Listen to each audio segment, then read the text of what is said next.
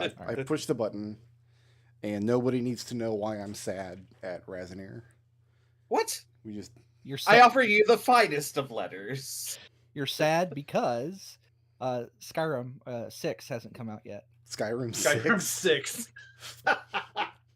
I mean, with how many times they re-released it probably is 6. Correct. All right, without looking it up, which game has been released more times, Skyrim or Final Fantasy IV? Ooh. That's rough.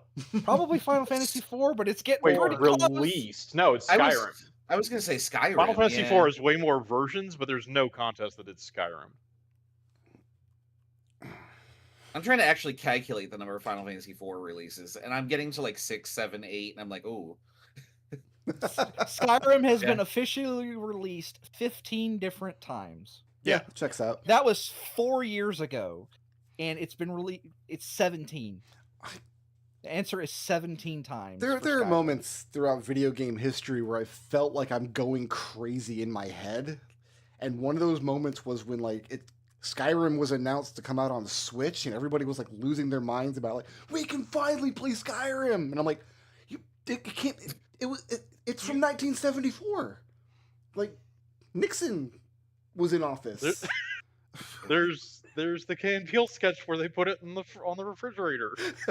I cannot believe it's only been out for 15 fucking years, and it's been re-released so many goddamn times. Feels so much longer, doesn't it? No, it doesn't. It does. I'm not that old. It's not quite 15 years. Desto would be described as timeless. All right. Maybe he's aging backwards. Do you have levels in Druid? Druid? Syndrome. How about levels in Monk? How many levels in Monk do you have? None. Has there? No, that's been more than 6 because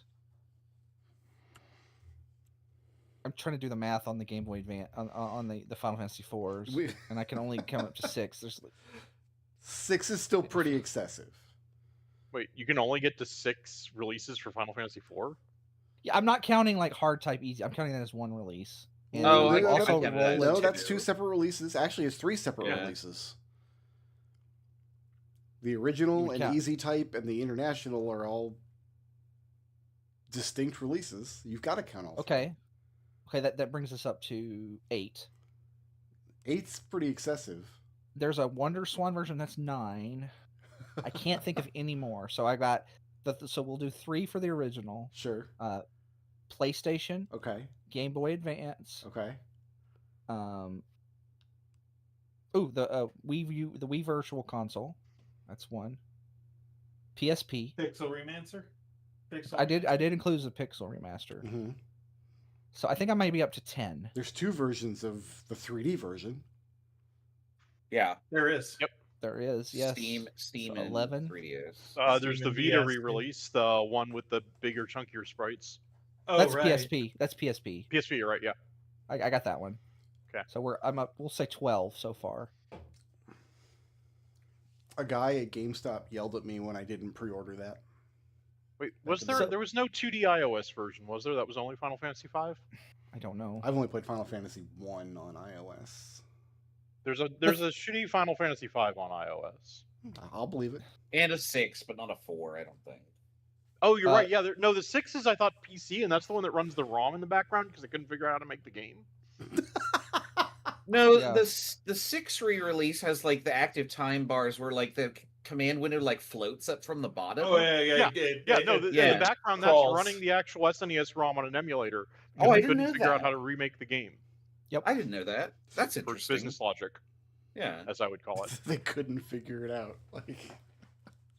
Well, I mean, Square had like a notorious history of they just like lost all of their source code for everything ever, right? Yeah, that happened multiple times. Like Final Fantasy VIII, they didn't do a remaster for it for years because I think they had to rebuild all the code. That was my understanding, at least. It's like, why didn't you keep that? Have we ever confirmed when they put out remasters like that like people, like modern Square Enix programmers use like the GameFAQs mechanics guides that get published? Yes. For all of these. They Yeah. talked about doing that for Tactics. That's Yeah. great. No, Yes. They Final made Fantasy a blog Tactics. post for the new Tactics release and talked about how they did that. Yes, they went on game Fantastic. FAQs and they talked to the people who wrote the That is actually why the Elm Door stealing, I guess it was a bug in the original game. Like, they didn't intend for people to strip Elm Door blind, like steal all his Genji equipment. Like, you couldn't do that in the War of the Lions, and they brought it back because people were like, we want this back. This is something we loved doing in the PS1 version. And so they implemented it. And I spent an hour and a half mugging Elm Door until he was naked and had a speed of 1 and was crying in a corner. Yes. What He he does And I was as like- he deserves. I was like, I love this. This is my childhood, is mugging this old vampire dude. This is the last Final Fantasy question before we'll segue to D&D, because I legitimately don't know the answer. But the remake of Tactics they just put out, did they retain the scene where you get to kill Algus again? I don't No. think so, but I haven't gotten that far. Ah, damn it. No, they don't have any of the new extra stuff from. I mean, talk about a Borderlands. scene the fans should be clamoring for. Being allowed to Beat kill Mark up in Algus FF14. twice. Yeah. Beat up Algus in FF14. Yeah, that's because you fight every character from every Final Fantasy game in Final Fantasy 14. Listen, Everybody's Algus a should just fight be now. in every Final Fantasy game going forward, so we can just beat him up repeatedly. I'm punching not bag. disagreeing with you. That would be fine. Just put him in the party with Biggs and Wedge. No, don't sully their names with that, Algus. And then like have them like Who has a 100-word summary of the trouble you got in last week in the epilogue adventure part 1? Giant Bird. Wait, what? Giant Bird. right. Yeah, I just declared my intent to punch a giant bird. Oh. And then he died. Yeah, we're searching for a artificer workshop of people who took offense to the I guess copyright of teleporting magics. And then they had a mountain dropped on them for their copyright infringement. Wild. Yeah. Is this a statement about like YouTube? Is that what this is? Is that what the copyright strikes feel like, having a mountain dropped on you? I actually have never gotten a copyright strike. I thought you got one. I vaguely remember this. I get a lot of copyright claims. Yeah. Okay, yeah, that makes That's more sense. very, very different. It's actually kind of hard to get a copyright strike. And at one point in the long, long ago, they terminated my channel without cause and never explained why, and then it just got mysteriously reinstated. Which just that's what happens when you're a growing boy on YouTube. You just have to live through that once. So I did look this up. So by the way, this Crudelex is this author's. So this is the author. This is the author's campaign setting. Okay. Oh, nice. I was going to comment on this. Like, is this Balatro individual, are they the luckiest or most unfortunate individual to share the name with the card game? Because I assume this person came first. Oh, no, Yeah. you can't Google them anymore. Like, Yeah. that's over. Right? Yeah, they... Like, Yeah, no, search engine optimization has. like, how will I completely ever deleted find this them. person You without can't. watching this particular stream? You- Ever again. I mean, Because clearly the map is like very good. Like, it looks great from the limited like V that we can see so far. I mean, Speaking of- you can't just put patreon.com/Balatroard in there. Unless they changed it after Balatro Oh came out. no, I mean, like, how would you find that with just that knowledge? Like, oh, there's an artist named Balatro. Let me go look for this. You could probably look for this campaign setting, which is how I found it. I googled Crudelex. You know, yeah, no, more information is needed, but this is strictly just a comment on. Here is somebody named Balatro, and then So you guys Speaking of climb maps- down into this giant open air cavern that is open to the sunlight. at some point high above you, which explains where you get these two slices of light from. And Geppa went down the chute and affixed a rope there to make it safe for the rest of you to climb down, which I will assume you have now done. Yes.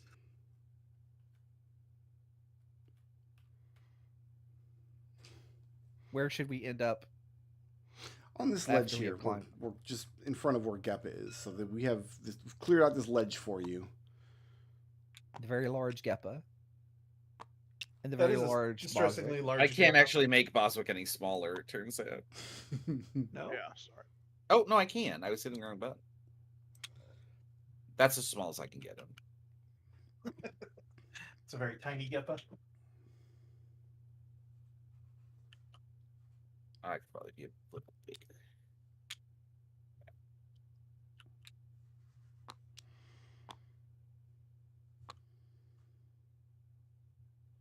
How far down is this? Probably several hundred feet. Because remember, Geppa was standing on this ledge and looking down in this Yep. area, and like he's not able. The reason he only has two slices is because whatever else is down there is beyond the range of his dark vision. Right. He's only seeing the parts where the sun means is it's also illuminating beyond through the these holes. Range of my slow fall. Not Actually, that's mine. a really good metric to keep in mind. Uh, Can't see the bottom. Maybe don't jump. Well, I no, was- I can have you fall 6,000 feet. Wait, no, that's I not how was- math works. I was thinking about jumping. 3,600 feet. Yes, obviously you were thinking about jumping, Dremel. That's the least new information we've ever gotten. We could fly down. I mean, we could glide Yeah, no, down there. I can Like, cast fly. Plenty of us can cast fly. I'm just saying, like, oh no, I mean featherfall. Like, I could just cast it. We could fall half a mile. Do we have any light sources amidst the group? Because other than Oh, these yeah, two light sources. slices of sunlight overhead, this is a very dark area. I can pull out my Alistair blue. will cast light on a copper coin and throw it down so we can see. Is it 20 and 20? Tab this. Well, first of all, what's the range increment on a thrown item? I don't know what the range on a thrown item I think is. it's 20 or something like that. So, Alistair, ping a square within 20 feet of the ledge where Geppa is standing, and then roll to hit.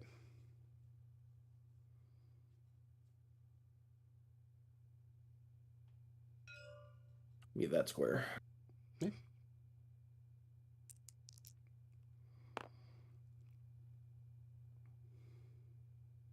I have to look at my attack modifier. Should be on your character sheet. Dexterity, probably. 14. There's this wonderful invention called a character sheet that has all of the math on it. Yeah, I but know, Alistair's it has, never like- attacked before. Yeah. How'd we do? 14. 14. Okay. You fling the coin down, You and it pegged the lands bird somewhere right in the far head. below. And it illuminates about that much area. Ah, good. You've highlighted the spikes we don't want to land on. Every bit helps. It's just this rocky Oh, crag you know what? down at the I'm- bottom. 100. Wait, no, 100 more I feet. can be smarter. I'm gonna take another coin out, Sure. cast light cantrip on that, and then use mage hand to hold the coin and move it around so we can see.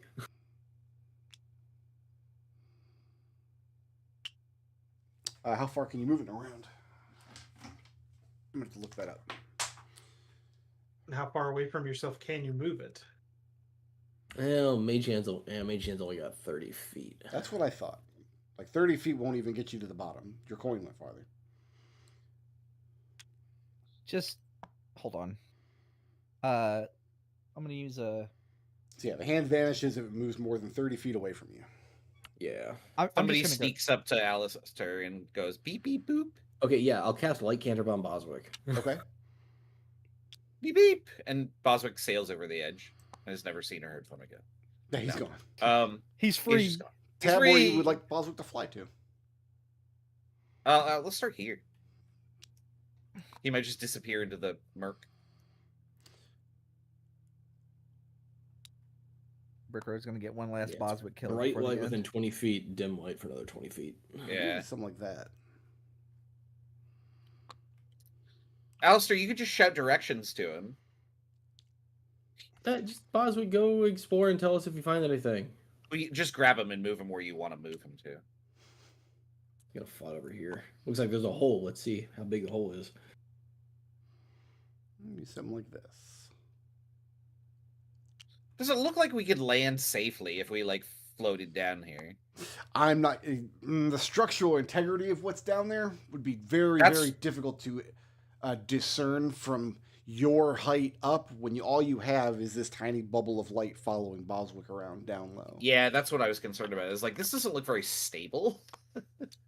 Does Boswick have skills? Is he proficient in any skills? Yeah, he's proficient in perception actually, and I think that might be it. Give me a perception Yeah, check. perception. This is a hard call because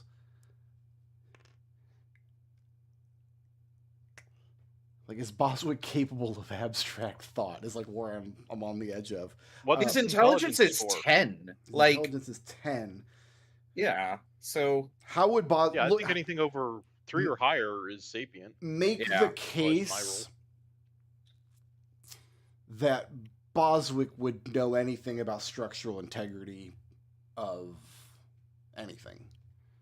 Just by the looking at it. person that made him is an engineer. Right, but does Genevieve's intelligence carry over to Boswick's? I thought he was a separate entity entirely.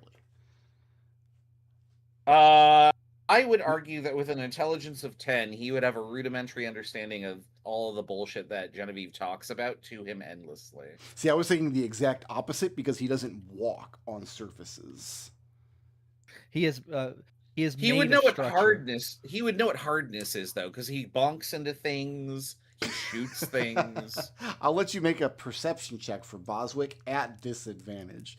I'm kind of Okay. now enchanted by the idea that Boswick, like, he can't look at a table and tell how rickety it is because he wouldn't have any frame of reference because he doesn't walk on the Okay. ground. So with disadvantage, he has 15. 15. Yeah. Whatever this structure is, it is heavily solidified in place. Right now it's getting on towards autumn.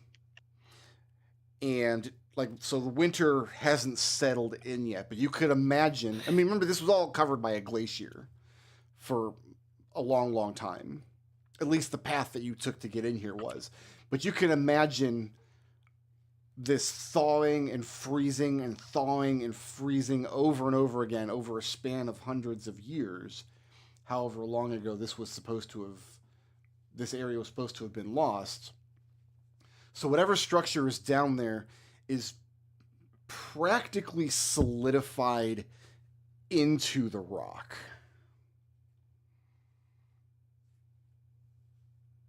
Interesting.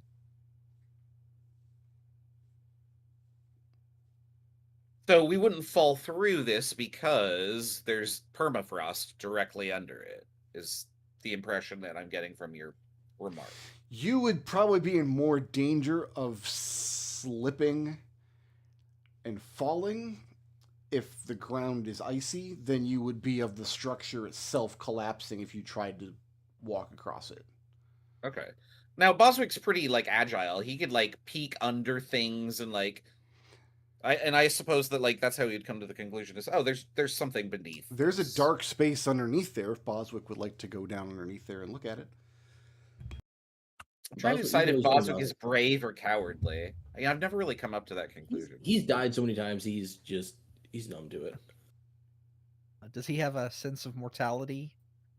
After what?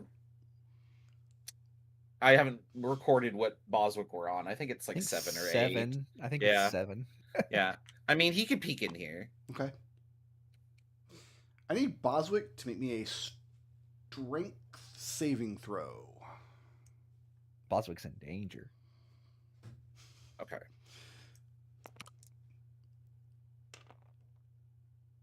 11?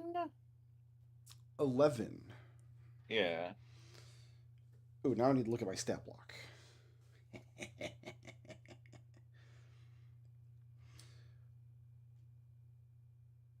Oddly enough, I'm not immune to prone, which is strange because he could fly. I guess not all homunculi can fly. If you are or flying and you are knocked prone, you fall to the ground. yeah, but I mean, like he kind of hovers. Maybe The- that's different. I don't know. Yeah. Not every creature with the hover property is granted immunity to prone. Yeah.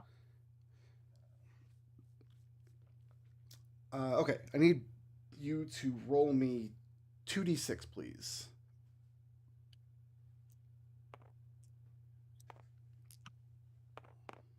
11. 11. Ah, doing the thing. There we go. Boswick takes 18 points of bludgeoning damage. He explodes. So as he ducks, So much for Boswick. unceremoniously, as he ducks under this dark protrusion, the second level of this structure, to kind of go down and see what it is, inexplicably, a torrential gust of wind very suddenly picks him up, carries him backwards, and dashes him against the rocks. So from your vantage point, you see, because he's got this light cantrip on him, you see him beep, beep, beeping down into here, and then he gets blown backward. And then he sparks and sputters out. And, oh, you know what? Do we just, Actually, let me do we get to see this part? I didn't consider that until now, but yes, I will give you Yeah. something over there. Yeah, Hugo grimaces when that happens. Ooh, Too bad it's more than 60 feet away. we Yeah. just hear like we just We hear get this the- mournful beat. Beep beep beep beep beep beep boop. Something like this. And then he just kind of goes bloop. Ooh. Oh, buddy, we'll be right down to fix you up tomorrow. Everybody give a hand for Boswick. Boswick, yeah. Yeah, Boswick. Boswick exits the campaign. Yeah, and Boswick is done. We'll put him over here in the done pile. He can sit between the tokens. I'm just gonna go down there. How? I'm gonna fly down. Okay. So I do have to use a key point for this, unless unless we just want to. This is last call for like sensible reasons for me not to do this. Actually, Do it given every that day. Boswick got blown away, I bet there's like lots of like currents and stuff. I Yeah, don't it might think we be should like just. crosswinds, so just Yeah. be careful. I don't think we should just float down. That could be dangerous. So go scout it out. Well, Boswick, Okay. under his own power, flew down there with no issue. It wasn't until he went down to the second level, tried to go underneath into this dark area here, that this wind picked up inexplicably. Well, I mean, he's very far away. I don't think like he said anything to us, so we don't know that. But you right? watched it happen. How many Okay. feet of rope do we have? Not 600. How many feet of rope do we need? It's a Oh couple yeah, hundred we feet. can make some. Right, but yours only lasts I've a used little while. 90. Well, that's like an hour. For some reason, I have 50 written down. Is how much I have. Yeah, that's a standard roll of rope. Yeah, Yeah, I've got like Oh, I 10 thought- left after the last time I used the rope I've used so far this adventure. Oh, okay. I think- thought. I think we can. I think that's a good way for us to get out, but not necessarily a good way for us to get down, Alistair. So yeah, I'll just Leo steps of the winds and then just falls off and flaps and like does his little spectral wings. How are you seeing? Oh, I have dark vision and a magic blue flameless torch. Okay. So you flutter down there with your torch on your I have 60 gossamer feet of dark fairy vision. wings that you definitely have. They are cool, ragged ghost dragon wings, very anime shonen. Maybe in You your know- webcomic they are. I never really thought about this. Like the light of the torch, like the torch appears blue, but does it emit blue light? That's a question for Brick Road. Raz. Okay. He said it was a blue torch. I just have been picturing the frickin' blue candle from. I'm imagining how much bisexual lighting should be around you in my mind's eye here. Because we got to get you a purple or pink torch, right? Oh Is there God. any And then you way, can be cyberpunk. under any circumstances, I'm gonna be able to get you guys to take anything seriously next campaign? No, Even I'm playing a little bit. fucking hedgehog, dude. You all seriousness went out the window when you're like, let's play small animals. Like, You also Why invited. do you need the? Okay, No, we're actually playing very large animals. They're medium-sized creatures. oh, okay, that's fair. Which is even more humorous. What game effect do you have- have in mind that we need the color of the light and the color of the flame being distinct makes a difference? I would argue that with prismatic spray, the color definitely makes a difference. It's what does prismatic spray have to do with it? It doesn't have anything to do with it. I'm He just was being a making devil's a- advocate. He was making a joke, is what he Yeah. was making. So I just want to circle back a second. Like, you realize we're playing a furry campaign next, right? And You We guys wanna are play going. good. I just wanna make sure everyone's campaign aware of that. We're playing now. It's canceled. Oh, I'm sorry. I guess I won't play then. Uh, Hi, All right. Destel didn't what, beat me. what do I see? So you go up to the edge here, and as you hold the torch out, it flickers in this inexplicable gust of wind being generated from something. So from your vantage point, you can see the frozen wooden walkway ahead of you, and then there's a second level above you here, and you can even see the partially dilapidated stairs. Boswick had tried to fly underneath this area. There's enough space here for you to walk at your full height. You wouldn't have to stoop or squeeze to get in there. But if you were to take one step forward, you would be able to feel this heavy wind that seems to pick up and blow past intermittently. I'm gonna jump on top of the thing here and just kind of just take a Sure. kind of like this path, and you can tell me if I need to stop somewhere. I'll give you something like Like- this. Yeah. Oh, by the way, if it comes up, because we're dealing with heavy winds, this torch doesn't have any flame to it. No, I know. Okay, so yeah, that's an artificer ass thing to have on your house. Leo says to himself, where Jen can't hear. Genevieve's gonna shout at you and say, "Does the deck look sturdy enough for us to float down and land on?" Is this a ship?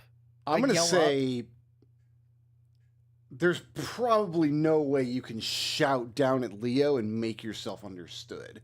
When you figure She doesn't know that. how loud you would have to yell and how echoey it would be, you're not gonna get anything intelligible at that distance. She'll poke Geppa and then say, "Hey, can you mind link him?" Is this before or after you shout at him? Well, I Like, I shouted him Of first. course. We both. So Leo, I you're aware mean- you're being shouted at. No, I have to do the mind link while they're within 30 feet initially. What? Like Leo points at his ear, like he can't hear. Genevieve does a comeback motion with her arms. I don't know why I'm actually doing the motion. I always do that. You can't see me, but I'm waving my hands Yep. and it's like I'm lifting something very light and then throwing it backwards over my head. I'm going to assume that Leo can't quite make out because you guys are very far up there. We're quite far away. Yeah. And like Leo goes, you just like you hear, I hear or don't hear. I guess you just Leo goes, what? Just a small Leo figure with his gossamer wings standing there, gives like a shrug. They're gone. They go away at the end of the round. Oh, fair enough. So he's just on his own power. But yeah, Leo, there anyway. is some kind of device here. Incredibly bad state of repair at this point. Like, there's nothing salvageable here. Okay, so is this a ship? Who are you asking? Like you, the DM, like is this supposed to be like to Leo? Does this look like a building or a ship? To Leo, it looks like what appears here. You need to draw your own conclusion based on what you see on the map. Okay. But you guys are standing up on there, on the high above, and you catch Leo's light moving back and forth, because you guys don't ever see all of it illuminated at once. You just see from very far away pieces of it illuminated back and forth, and it would be impossible to make out like actual detail, but it is some kind of it very clearly made predominantly of wood. Leo, you would know that for sure. Yeah. Leo looks in the hole. Peering over and looking down, it just disappears down into the black. The ravine just goes down and down and down and down.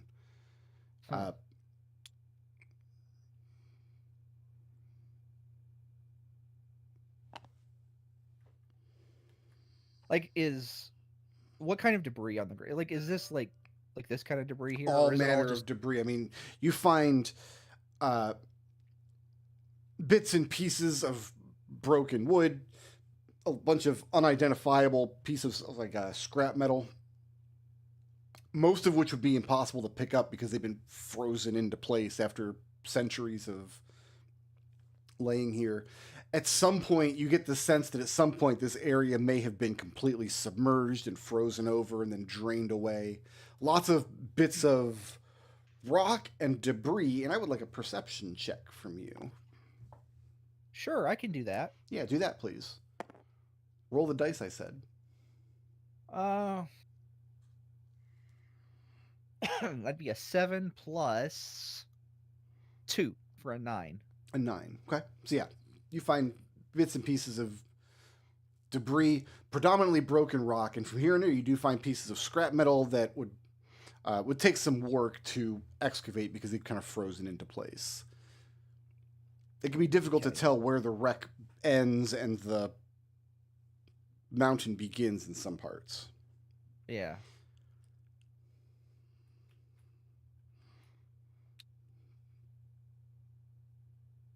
I'll give you that. Huh. So you're heading over this direction? Yeah. So we'll give you this.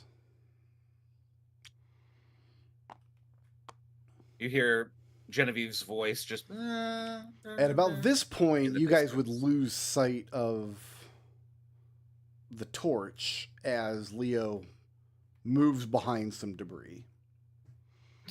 Like, Leo hears like the droning voice of, and he goes, "What?" I wonder if he heard me to pick up Boswick.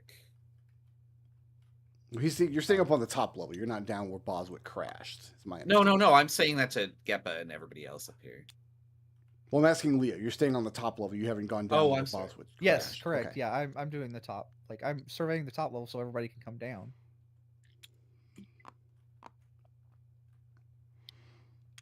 Leo.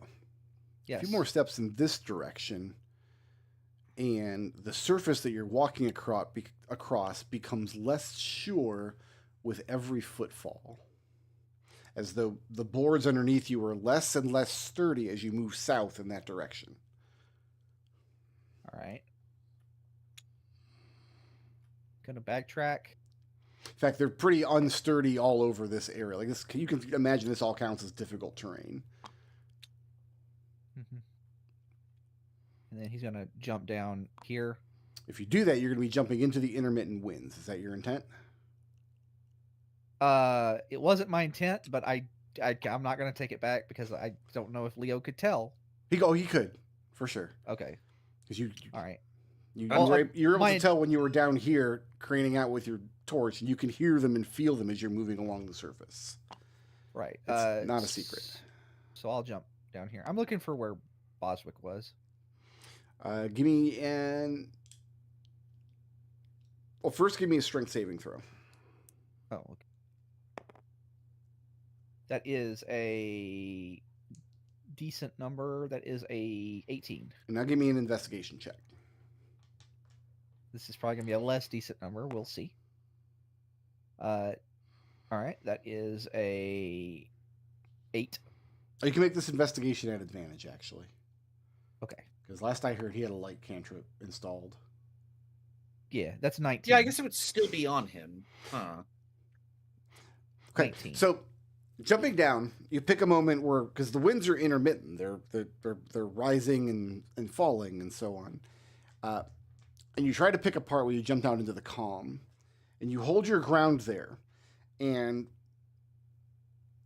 you do receive a gust of wind, but you're able to hold into it. It doesn't pull you off your feet. It doesn't bowl you over. And then as you turn around, you can see the wreckage, the exploded chassis of the still illuminated Boswick against some rubble off to your right. I'll gather him up and make sure to wrap the jewel that's his core in like a rag and put it in my pack, and then also pack the rest of them away in my pack. And as you come I imagine over he's here, not very big because Jin doesn't have a very big head. as you come over here, Jen's the most big-headed person in the party. You can see that, once again, you've got two levels. There's a level you were traveling on, and then there's an inside level that goes in and underneath the top to your right. But it doesn't look very traversable to someone of your size. You'd be squeezing if you wanted to go in there. And it would be an unpleasant squeeze because you've got jagged bits of ice and wood at every conceivable angle. But you managed to find Boswick, and it still has the light spell on him. Turning around and walking back towards the wind, you see the same thing. I'm sorry, you see... you can imagine this whole cavity here is pretty much traversable, but at the far end, so underneath where you looked over into the abyss previously, the front of the ruin just drops away, as though the whole wall on that side has been torn open.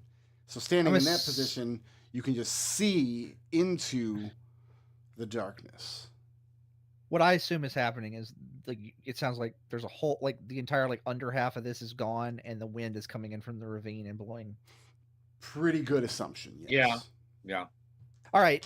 So question: when you cast a light cantrip on something, and that something is then smashed into a bunch of pieces, do all of the pieces maintain the light cantrip?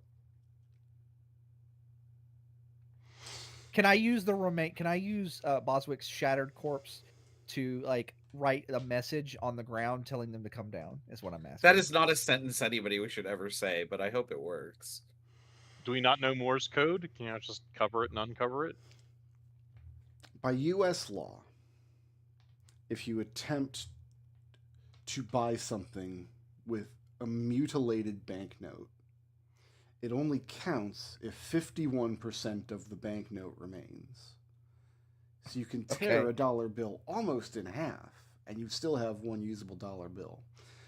I'm going to say that the light cantrip, I don't want to make a ruling like this, because I know it's 6 months from now it's going to come back to bite me, but it sounds reasonable to me in the moment. We'll just revisit it. If you smash something with a light cantrip, and if there is a piece that is at least 51% of the original material, the light cantrip can remain. The gem in your pocket is glowing. That's not what I said. Well, I mean, that's the biggest part of him. I thought he was a helmet. He is a helmet. Well, the helmet is assuming... Well, I'm assuming you didn't cast light cantrip on the gem. The gem's inside. I mean, now we're getting into the argument of I thought you cast when you guys ask me these questions to make these rulings, I have to consider that. I have to consider that question. And you wonder why I've gone crazy. I'm just going to start, like, waving guy. my torch around.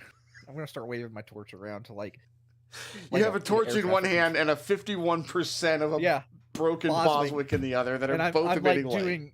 I'm doing, like, semaphore that makes no sense. Just kind of down. I think he's telling us to try and make our way down. Anyone got any options? Yeah, I could featherfall us. Oh boy. I mean, you're gonna have to brace for impact. I mean, I can make a large object of rope, which is definitely enough for us to get down there. But somebody... Wait, how far down is it from where I'm standing to the highest point I can see down there? What's your dark vision? 90 feet. But there's some light from the shattered remains of a helmet. It's a couple 100-foot climb. Okay, thank you. So doing that by climbing down rope without any kind of climbing gear is going to be very treacherous. Do we have our climbing gear on us still? I wrote You it, should, yeah. otherwise Hugo is going to be very cross with you. Yeah, no, I still have mine. I'm sitting here like doing like things to try and get you to land in front of me. I'm like, here. like I'm like doing a circle. I'm like just down there. You see me just like running in circles and like pointing down and So wishing I Genevieve's had taken a concern. class on semaphore. Genevieve's concern is that she wants to land like this, Mhm. but what will actually happen is this will happen. Which is why I came to the top. Like, But you we guys can't don't know this. communicate with you. Yeah. Yeah. Well, you just watch Leo walk all over that whole area by following where his torch went. But then he stopped. But then he's doing the circle like right there. So that's where he wants us to go. I'm trying to I get y'all think- to land on this top thing here. I So think you don't we land could. down here and get yeeted into by the wind. Yeah. I mean, Nope. I could cast fly. Fly eats up all of my second level or third level spells. But- One feather fall will get us all down there. That That's sounds level good one. to me. Yeah. Yeah. Okay. All right. 3, so 2, 1, jump. I will mark Sounds this great, off, let's do it. and I will say, "Huzzah!" And then we take off, and then I'm gonna let go of the tokens, and you can put us where we land. You guys could land wherever. I mean, you guys are just feather falling down to So the just bottom here. layer, and then you just walk over to Leo. I don't know that you don't like gain a hover speed while you're feather falling. It just slows your descent. No, Yeah, but yeah. like, so however far we're falling, it's 60 feet around, Mhm. and I was thinking that it was like 300 or more feet or so. Down, yes.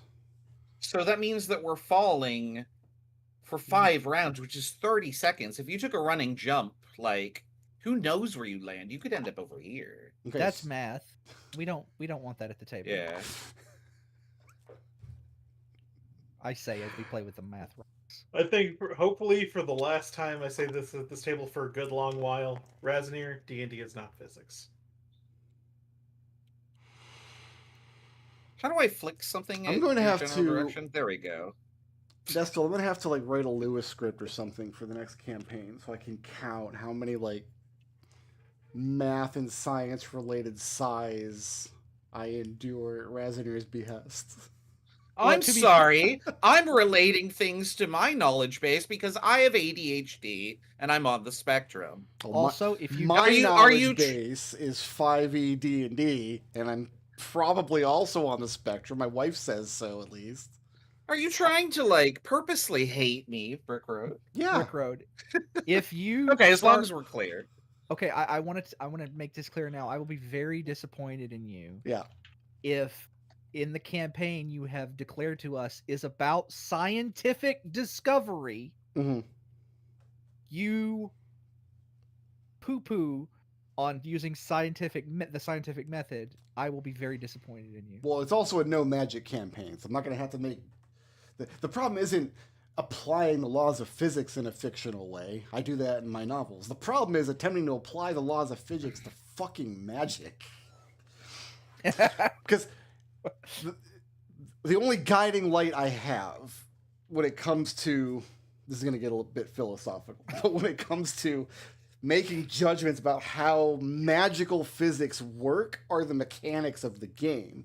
And in 5th edition D&D, there is a keyword called hover that you can have if you have a fly speed that allows you to make the maneuver that Genevieve is wanting to make with Featherfall. But Featherfall, the spell, does not grant you a fly speed. It just slows the descent of your fall.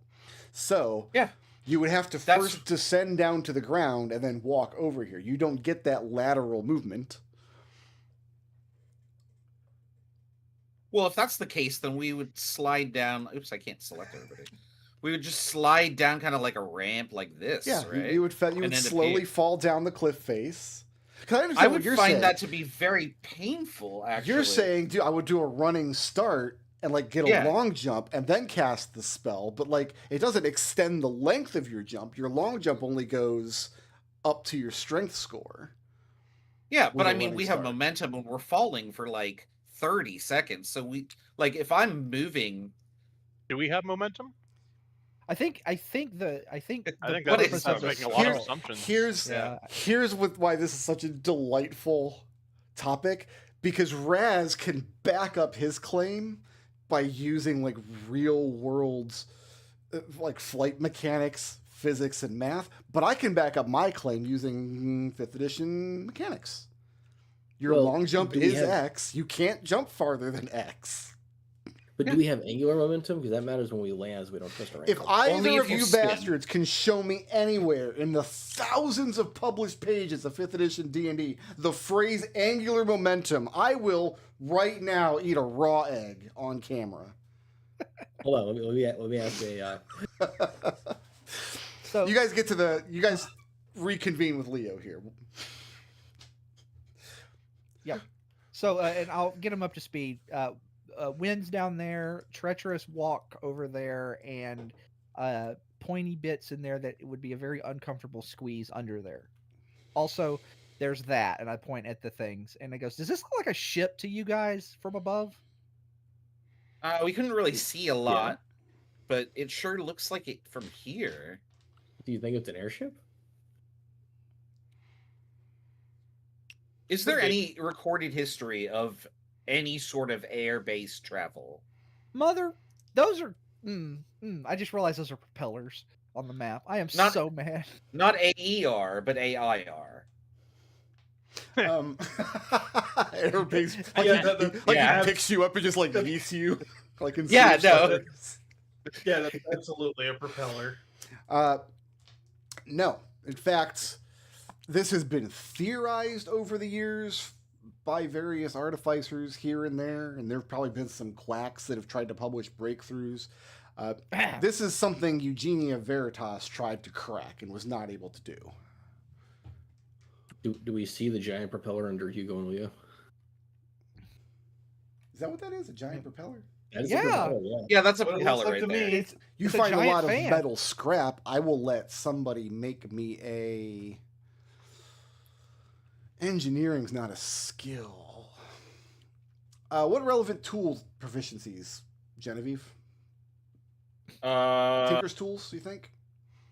Thieves, tools? tinkersmiths, leatherworks, alchemists. I'll let Like you make- I have the whole gamut. Okay, I'll let you make an intelligence Tinker's tools check.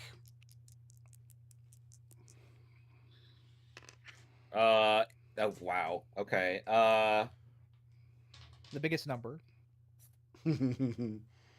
I don't know how to calculate it. Hold on. It's humongous. It's B. Is it over 9?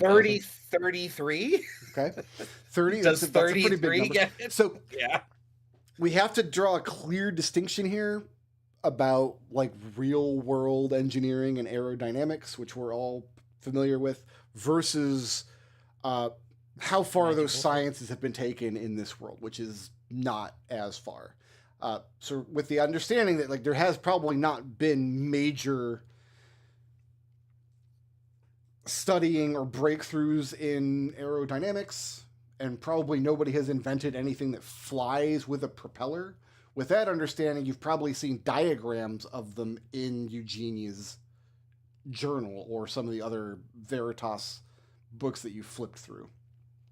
So you would recognize, like in theory, what it could be, but with the understanding of this is something that if you built it, it would not work for math, engineering, and Various physics reasons. Yeah. So I'm assuming like Jen is like explaining this like the theory behind it. I'm gonna let And, like, Jen actually try to explain it if she wants. Okay, go ahead. Okay, so if this spins fast enough, things attached to it can rise into the air. And somehow it got here. Wait. So- Are you saying that if Leo does enough roundhouse kicks in sequence fast enough, he will rise into the air? No, because his legs aren't shaped like that. And she points at like a piece of the propeller blade, I guess. Mhm. And Leo's she doing says, roundhouses. Gosh, how do I explain? Air moves through, not air as in who we pray to, but air, This is basically her explanation for 10 minutes is confusing like the god and well, she's not confusing it, but she's saying it. What about the buoyant force? That's for fluid. Well, air is a fluid. Look, I just make armor, dude. So what I'm hearing I just dabble in this stuff. is that something this heavy is not going to be up no matter how much you. He goes, is that what the wind is? Is there some mechanical thing down there? Possibly like. I want Hugo and Geppa and Alistair to make me a perception check. Geppa, you may make this perception check at advantage because you have dark vision. That for me would come down to a perception of 21. Okay. 24. All right. That's 15. Geppa and Hugo. So Genevieve steps over and they begin, she and Leo begin kind of scrutinizing these pieces of scrap metal, and Genevieve thinks she knows what it is and is kind of describing what it is, and she goes on a 10-minute lecture that probably would have done you guys a lot of good in the library dungeon, but that was, what, 6 months ago? What catches your eye, Geppa, is the whole area is covered in ancient debris, broken parts of the structure itself, scrap metal, bits of rock that have fallen down, where places are like splitting apart after years of constant snowmelt. But you also find a few much fresher splinters of wood. And when I say splinter, I don't mean like a splinter like you get in your hand. I mean like logs. Large splintered sections of logs buried under the rubble here, poking up between floorboards over here. The wood looks out of place because it is clearly not worked with tools and clearly not ancient. Hugo, you noticed this too. You rolled really well. Good job.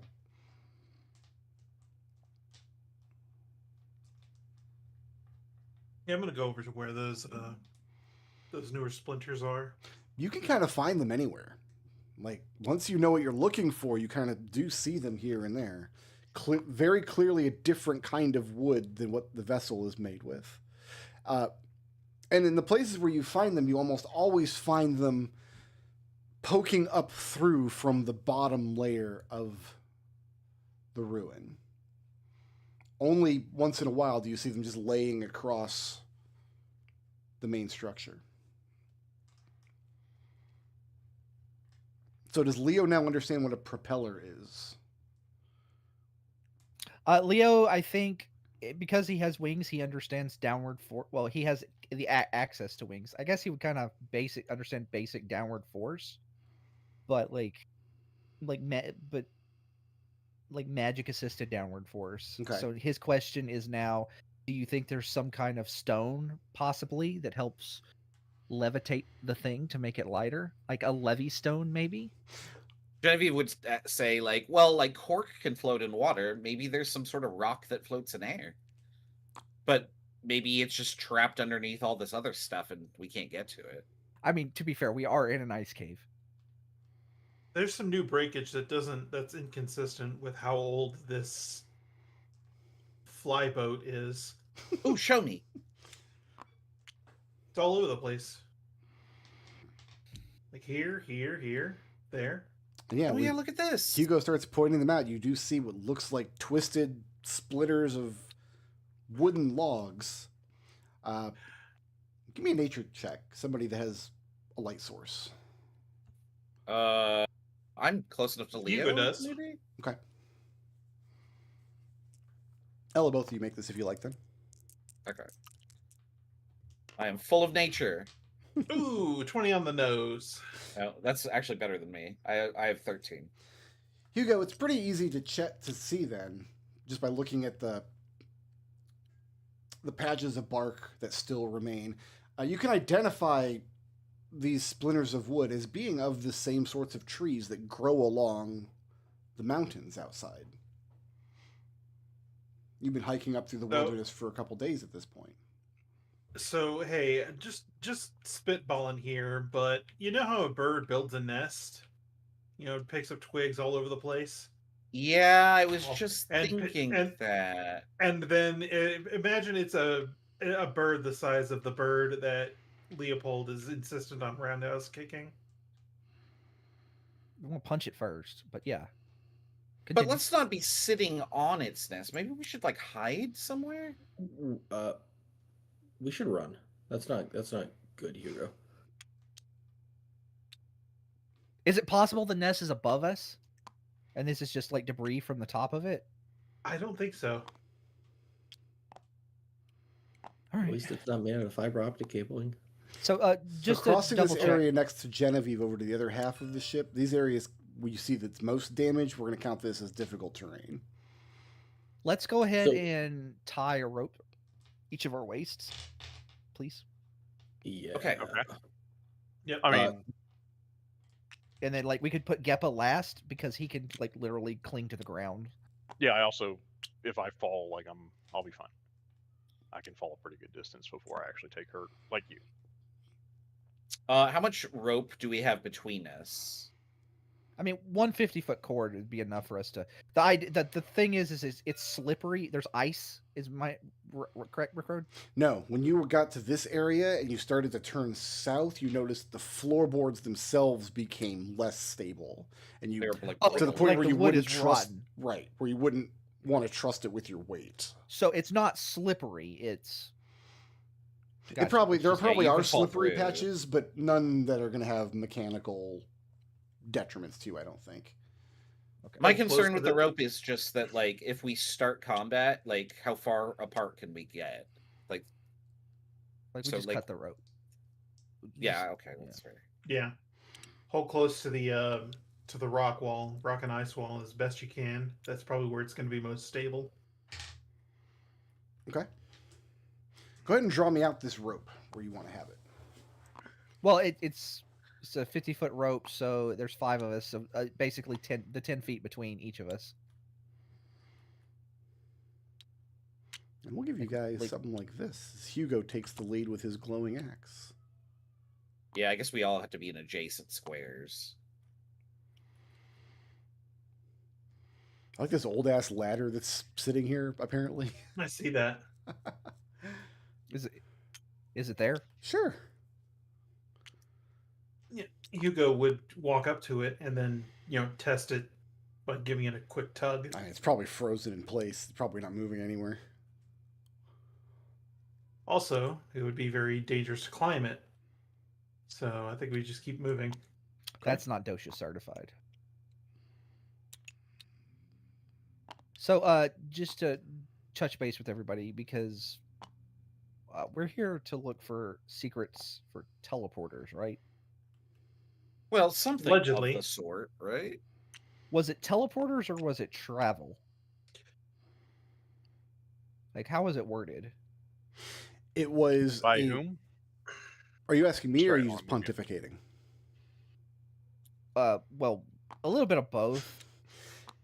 It was a splinter Alistair, you staying with the faction party? in Velus who were trying to break the Crown's monopoly on teleportation magic. Right. Okay. But they never got. We never got told explicitly that they were making teleportation. A flying ship would certainly do that. Yeah. Hugo, a few more steps and you step into where the sunlight is, and there's a large hole in the structure here that does not look stable, but would offer a clear view down to the level below. Hugo picks up a piece of debris. Mhm. Alistair, light me. Yeah, I like cantrip. Be specific. it's my- What do you pick up? What kind of debris? A loose piece of wood. Wait. Before you disturb the nest, let's just use another copper coin. Use a coin? Yeah, let's use a copper coin instead. Yeah, let's add to the nest rather than It's take going away. to get expensive. So, Hugo, you take a copper coin that Alistair hands you with the light cantrip Yeah. and do what with it? Yeah. Drop it into the hole. And when you drop it into the hole, 10 or 20 feet below you, it bounces off something and then slides down and away. And when you look down, you see a long, smooth, curved, white object. In fact, you see two such objects that your coin has fallen and nestled into in between. Remember what I kept saying about? Yeah, we. Can I please get all of you to make a wisdom saving throw, DC 18? I don't think I can pass. I Fail. pass. Good. 18 exactly. Hugo passed. Hugo passed? Nope. I got a 5. Who Does that failed? pass? Genevieve. I'm debating if I Leo. want to use blips. Leo failed. Yeah, we have no use for blips now, right? So I guess I that got must 2 be blips used. left, right? If you fail, I got 2. Hugo I got 2 blips, so I'm gonna use them. casts his copper coin down, illuminates these large, smooth, curved white objects, and then They're the clearly eggs. entire cave, with a deafening echo, the loudest screech you've ever heard, just reverberates through the whole area. It shakes all the bones in your body. If you failed that wisdom saving throw, you are frightened. And if you're Yeah, I'm gonna use frightened, four blips you on are that, feel that. surprised. Oh, we're throwing away the blips. All right. Yeah, I will use my. I have 5. I will use 4 to pass. Okay. So that I had means 2 left. Correct. Hugo is neither frightened nor surprised. Leo, you've because he got 2 cannot blips. Be surprised. If you'd like to re-roll that Okay. save. I did, and I rolled a 20. All right, Which so brings- nobody is feared. We are going to go ahead and roll initiative now. You know what, Leo- guys? Since this is going to be my last session here for a while, I will absolutely volunteer to be initiative dork. Oh, I'm already on 6. Huh. I guess that's where I'll stay. Let's see. Oh, I need to do. I just have to find my initiative score because I'm stupid and don't know how to read a character sheet after 10 years. I bet it's -2. Oh yeah, it absolutely is. If you've been playing this long in this campaign and you have it was -3 and you didn't go lower than like off the thing, I would be shocked. Hey, Geppa, do you want me to go before or after you? Why don't you go before? Okay. I also rolled a 14, so I will go after Geppa. So the earth-shattering screech occurs as the mama bird swoops in and perches this end of the ruin, glaring at you angrily from her position. She looks none too happy. Is this round 2 of the Mario and Luigi fight from the last campaign? the what? Is this the run back? Because we had 2 rocks back at the end of the last campaign that you had colored red and green, and so Triple named them. Oh, Mario that's and right. Luigi. Yeah. I don't remember this at all. This one can be Peach. I don't know. Mama bird. Wow, it's so big. Look at it. Who's at the top of my order? Oh, you can't hear anything at the moment. Your ears are ringing terribly. In fact, Oh, Genevieve will say that still, but I probably should have Let me picture. deafened you guys on the first round, but it doesn't say to do that. Who's the top of my order? Let me picture in picture real quick. That is it is a baby blue token followed by white token. Okay. Can I get everyone, please, to make me a dexterity saving throw, DC 15? Easy pass. pass. Fail. Pass. Pass. Hugo's the only one that failed. 20 points of bludgeoning damage as the sudden shift and shockwave of this creature landing here kicks up gusts of wind all across the vessel and across the walls above you, raining down rocky debris for 20 points of bludgeoning damage, which you can cut in half if you pass the saving throw. I'm just gonna take Right. none, thank you. Oh, because of evasion? Yeah.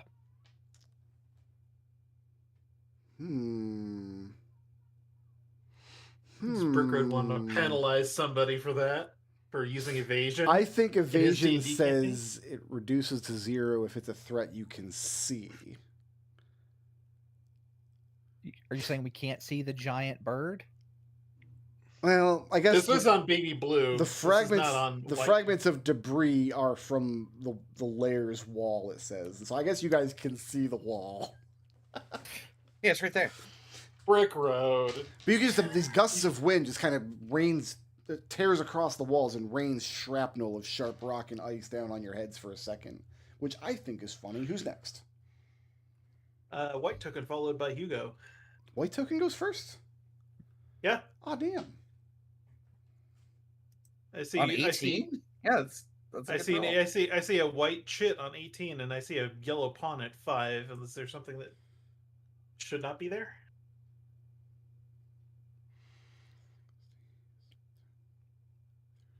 So I think I can have the creature move to here. I'm kind of fudging the size of this thing a little bit. But Probably gonna want to make sure you pin that down a bit because Hugo's about to get large, and by large I mean huge. McLarge huge? Yeah. Hugo McLarge Yeah, huge. I need a How big is this creature? strength. It's gargantuan. Gargantuan, okay. Damn. Yeah, it's I can't suplex it you then. cannot.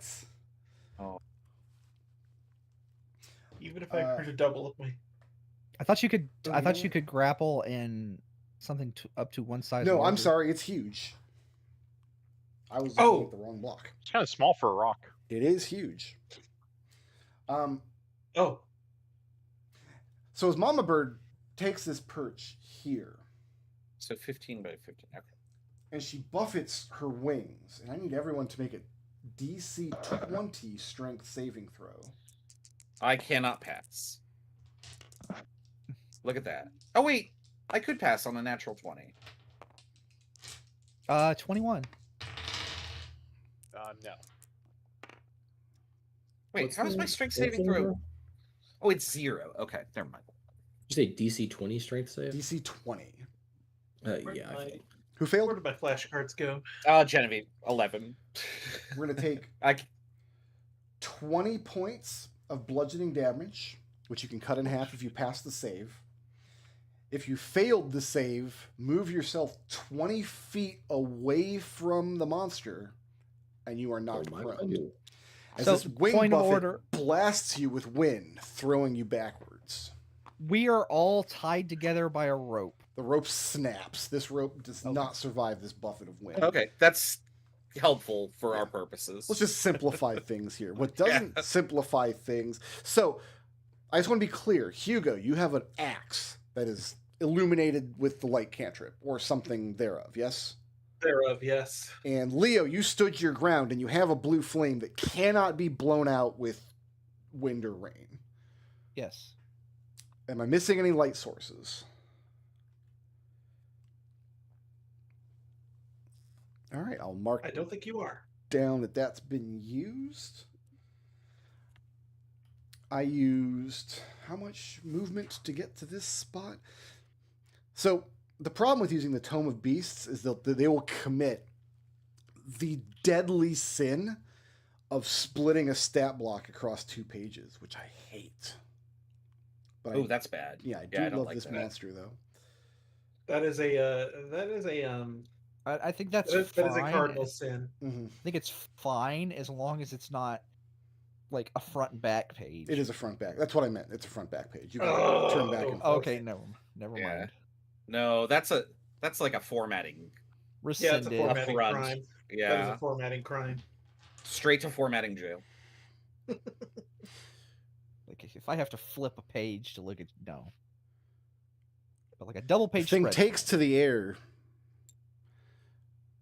in large, like a winged spiral, swooping above you by about 40 or 50 feet up. Having blasted Geppa away from the rest of the group, it gives every indication that it's going to snap Geppa up in its talons and do something unspeakable to him once it has another action to use. Who's next? Hugo. Hugo. Followed by Geppa. Hugo's going to have his movement to stand up. Yep. Bonus action to Hugo. Ow, you're stepping on me. You do have to make the super mushroom sound effect when you do that. Okay, that's what McDowell thinks the super mushroom sounds like. I know that. You're now. right. It wasn't terrible. All right, so that was my action, my bonus action. Action surge. Yep. I've got 50 feet of movement, 5, 10, 15. Stepping over Alistair and Genevieve. Dash. 5, 10. Yeah, I'm gonna action surge to get my huge ass over there. Here, why don't we do this? Go ahead and place yourself down wherever you want to be. There we go. Because remember, the bird is flying in the air, circling around Correct. like a vulture. Okay, so we want to be something like this. Is that what you wanted? Yeah. Okay, so you want to be standing underneath the creature to like intercept it when it comes down. Correct. Got it. Actually, I want to position. I want to position myself to where basically I'm going to get a sentinel attack in if it tries to attack Geppa. Okay, got it.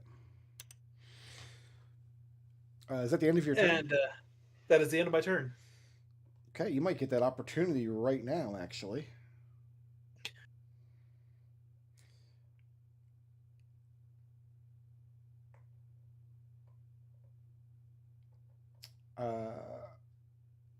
Oh, no, doesn't work that way. Okay, I see. I see what I've done.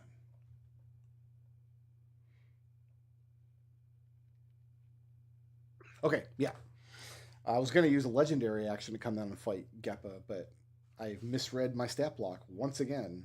Good job. Oh, no. That happens. So that's the end of Hugo's turn. Who's next? That is Geppa, followed by Leo. Okay, so how high up is this thing? It's 40 or 50 feet over your head. Okay, so I'm gonna stand up. That's 15 feet of movement. Mhm. 20, 25, 30. Take shelter behind Hugo. Yep. I am going to cast a twin. Jen, are you in range or melee today? Today it's melee. I'm going to cast a twinned haste on Leopold and Hugo. Yep. Mark that off. Mark those off.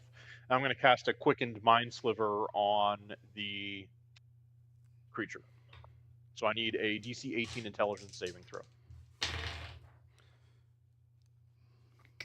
feel like I should be pretty good at those. All right, I've got a 22 on the save. No effect. That's a cantrip. That's my turn. All right, Dang. who's next? That is Leopold, followed by Alistair. All right. Operation No Chill has come into effect. Oh, here we go. Step of the Wind. That's Yeah. 1 key point. That's my bonus action. Starts I now vibrating like have- a gelatin. 300 feet of movement. Oof. It's too much. It's too much, man. I am now on the back of this rock. Give me Oh, a God. strength saving throw, please. Oh, okay. You are no longer on the back of the rock.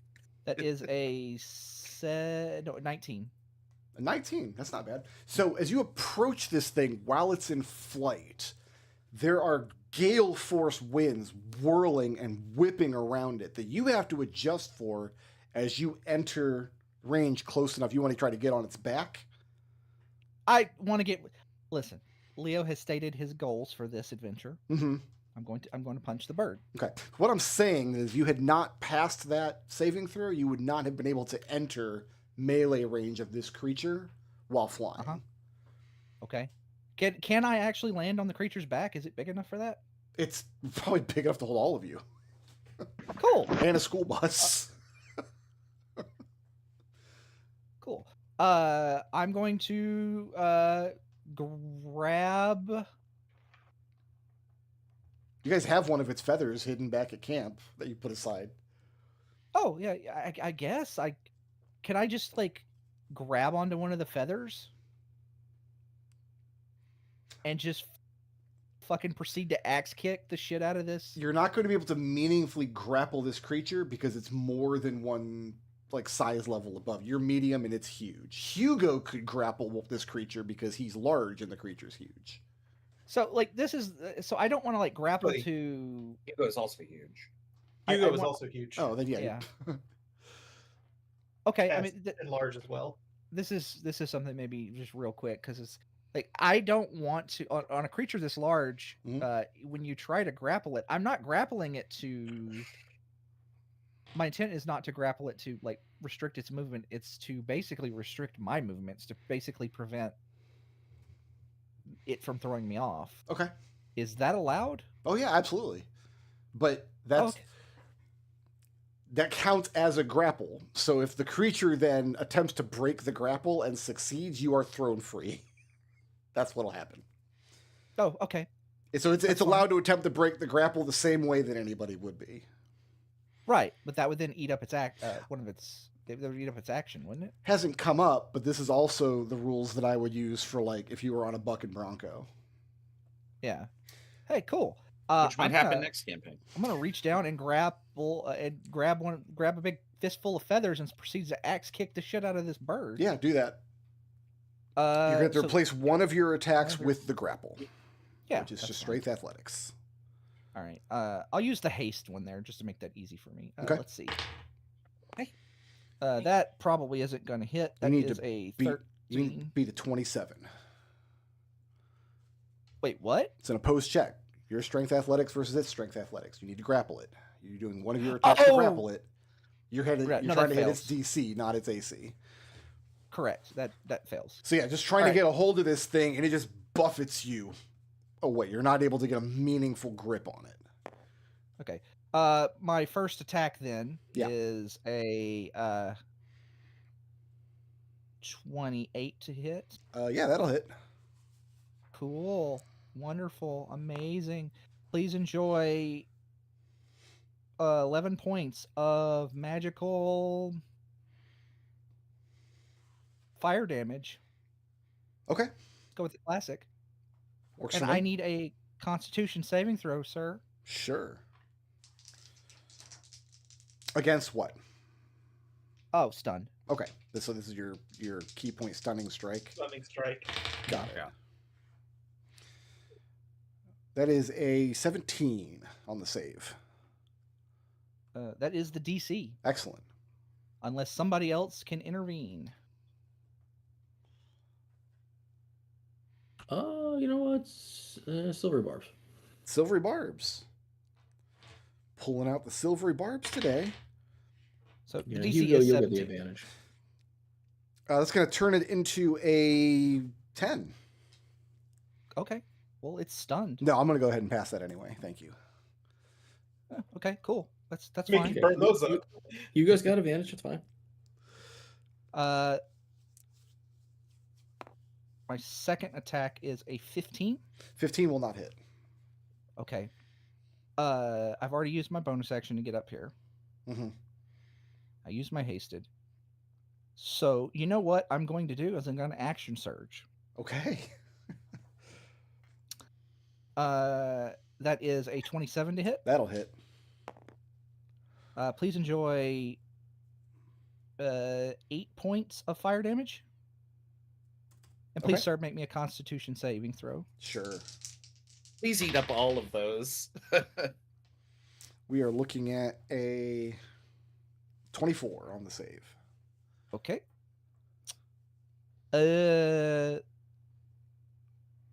My next attack. Yep. Do you only get with action surge? Do you get your full range of attacks or just one?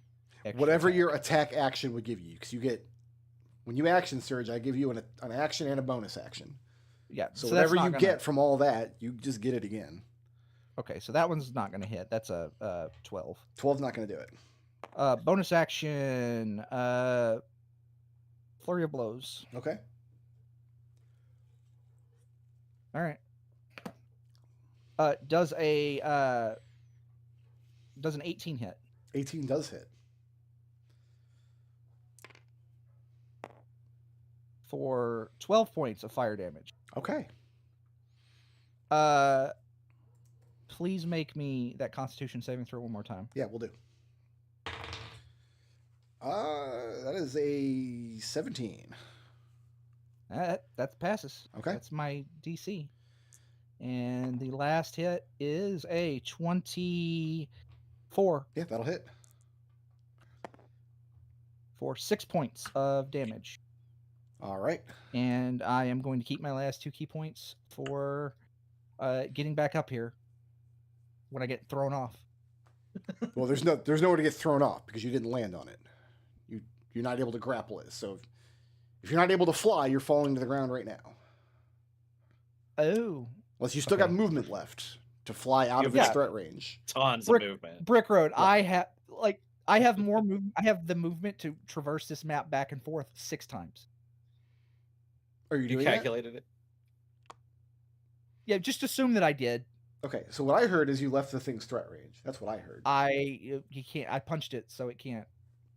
Oh, it actually says in my Can't stat you? block, I'm allowed to ignore monk bullshit. It's not a monk bullshit. Ah, damn it. So He got me on a It's a feat. technicality. it's a feat. It's a feat, not much bullshit. Listen. It goes in my socks. I feet keep go it in in my your socks. It's where I keep it. That's why I'm able to run away. Okay. So you fly, unable to get a hold of the creature, you fly safely back down to the ground. Who's next? After Leopold is Alistair, followed by Genevieve. Okay. I have a very important question. I like questions. The rock eggs under us that the coin hit. Yeah. Are they magical? They're definitely not normal eggs, but I don't think that they would literally be magical objects. They are just the biological product So- of this creature's So the reproductive description cycle. on animate objects says that objects come to life at your command. Choose up to 10 non-magical objects within a range that are not being worn or carried. Okay. The eggs are not being worn or carried. You want to animate the eggs? Yes.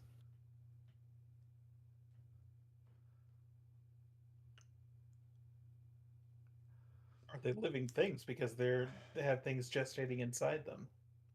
That's the question. Does rock life begin at conception? Oh no! Oh, there's too Oh. many questions for this, I the knew final that day was of our gonna go. campaign. We have to I knew that's solve what the was gonna happen. problem of avian personhood before we can. What I'm. Yep. I feel like usually in a case like this, especially with Chris, I would ask, like, what are you trying to do before I allow something like this? Well, what do you think the spell animate objects is used for? I don't think I'm going to ask that question today. I think I'm going to allow you to animate the 2 eggs that you can see. And What's the size of the eggs? Because that's important. They probably medium, large? probably medium. They're probably the size of a person. Okay, so medium counts as 2 targets. So there's 2 eggs. Yeah. That's 4 targets. Okay. And then I'll get 6 pieces of wood. So I'm assuming the wood is tiny. Yeah, you can get 6 tiny pieces of Okay. wood, like the size of a baseball bat or something. Ugh, Do we? Treble, why did you? We've got markers We on the will board you just can use know for the that. eggs. I'm not going to help you with this. You need to do what you're going to do. Whatever zaniness is about to happen here. So I guess I need half my movement to stand up. Yep. Yeah, so the 2 eggs Mhm. and the 6 pieces of wood Yep. are going to be used to attack the rock with my bonus action. Can you make these things fly up out of the hole? Yes. How much? And they have enough movement to get up out of there? How much? Because the bird's like 50 feet in the higher than you, and you're pulling them from about 15 feet below you. I don't think this actually says how much movement they have. It must. If you're able to move them around, it'll tell you how far you're allowed to move them in one round. As a bonus action, you can mentally command any creature you make within 500 feet of you. You decide what action creature will take. It will move during its next turn, or you can issue a general command. If you issue no commands, creature only defends itself. Once you give an order, follows it till the task is complete. It's got HP, it's got AC, it's got strength, it's got dex. Speed is 30 feet. There we go. There you go. Cannot So get up to the rock at this point. You can't get any of them up to the rock, but you're pulling the 2 eggs up out of the hole and then animating a couple like boards around you, like big clubbing boards. How big are the eggs? They're about the size of a man. They're medium They're sized. medium. Okay. So it takes 15 feet to get the eggs up? 15 feet to get them up to you. I'll say the boards, you can just grab the ones at your feet. Yeah, okay.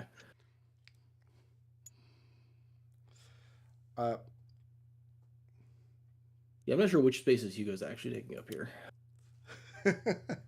He's as many as he wants, man. There. Okay. I like No, that. you broke it. No. Here, fix it. There This is you why I go. love Tabletop Simulator. So this egg will move to there.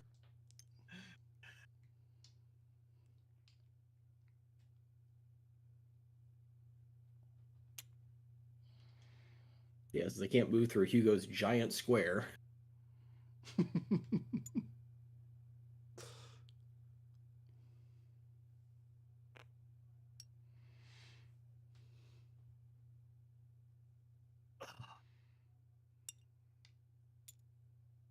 Oh God!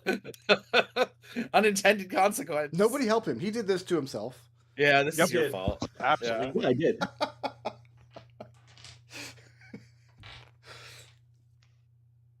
Are you going to? I don't know.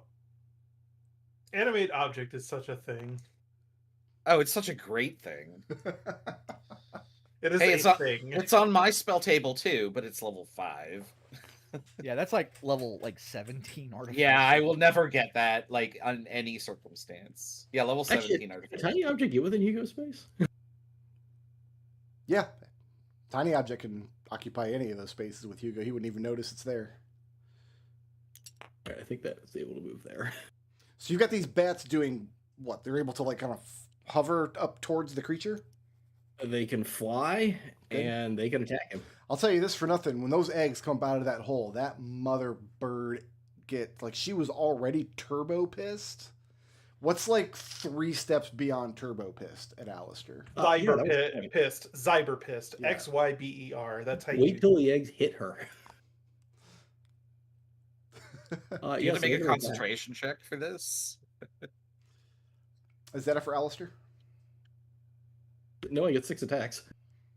Oh, you can't. You've only got 30 feet of movement. You can't because it was 50 feet up in the air. You can't close the Oh, distance. the rocket 50 feet up in the air? Yeah. It's been. Yeah. That's why said nobody that, else like, attacked it at except the outset. Leo had to fly up there to hit Oh. it. Is that the end of Alistair's In turn? that- Yeah, I mean, in that case, the dagger. I want the daggers to be up in the air some space. That's my understanding. Is they're up in the air somewhere. Yeah, like I 30 give feet up.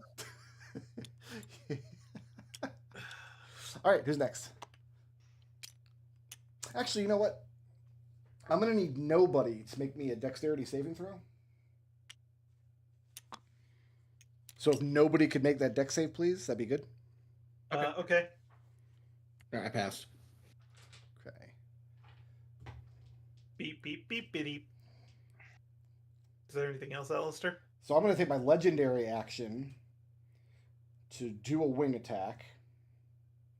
Nobody's within 10 feet of it, so nobody has to make the save. And then I can fly up to half my flying speed, which is more than enough to get me on top of Alistair over here. Yay! This is not I'm Dwayne The voting. Rock Johnson. But you know what? I like the way you think. That was a legendary action at the end of Alistair's turn. So who's next? Genevieve, followed by yellow token. Okay. All right. Oh, there's no Genevieve's yellow gonna token. That's left over. We can get rid of that. stay up. I asked you before, and you were like, you said nothing. So Nobody said anything, I'm yeah. known to lie, so Yeah.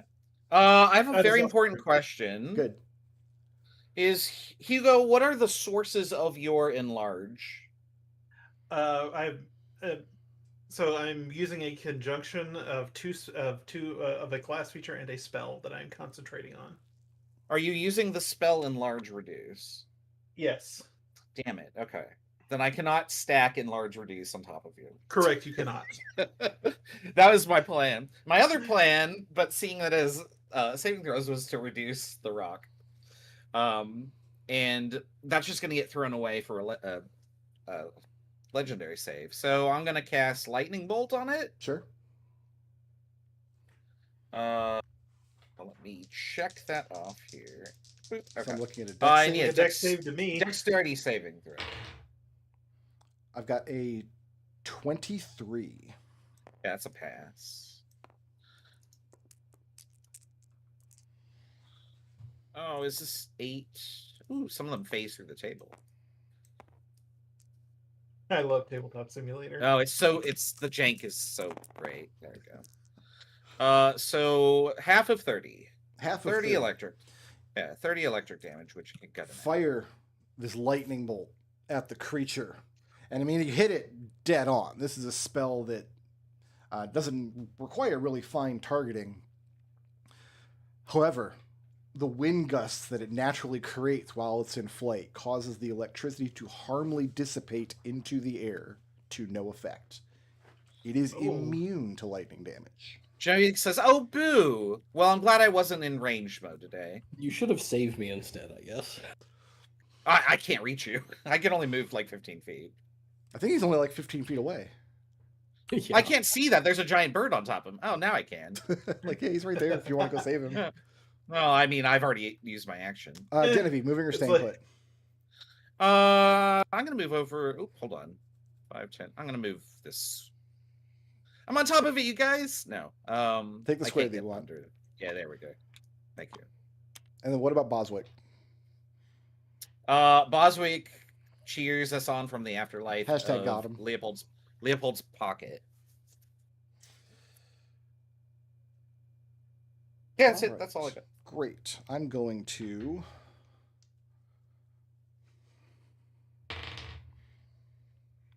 Alistair. Yeah. I have a 22 to hit you. I'm gonna silvery barbs that, Sure. and Geppa, you get the advantage on this one. I have a 19 Okay. to hit you. Well, I can't do much about a 19. Okay. Don't be a bard. That's the solution. Before that resolves, it is not within 30 feet of me, is it? It is, because it's used its half of its Oh. movement to get down towards Alistair. It's close enough to make this attack. So it's close enough to hit Alistair with this attack, which means it's got to be low I enough have to a the ground. reaction. Do it. When a creature I can see is within 30 feet of me is hit by an attack roll, I can use my reaction to invoke the Cloud Rune and choose a different creature within 30 feet of me, Okay. other than the attacker. The chosen creature becomes the target of the attack with the same roll. I choose myself. No, No, you no, got egg. You got eggs right there, Hugo. Oh, you know what? Yeah, or just blow up a twig. Yeah. So what happens I'll if pop the a target twig. you choose is not within the range of the attack? Because using its tail swipe, it's got a 15-foot range. So- Okay. So, like, does it just magically hit anything else? I think so. Yeah. I read you the this magic can transfer the attack's effects regardless of the attack's range. Got it. So yeah, you That's can the pick last an egg sentence or of one that. of the boards if you want. Yeah, I'll pop a board.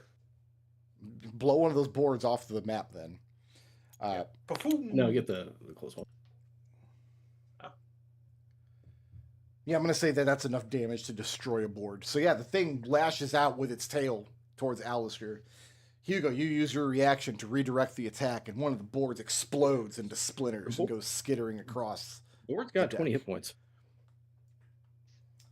What's that? Board has 20 hit points. I'm aware.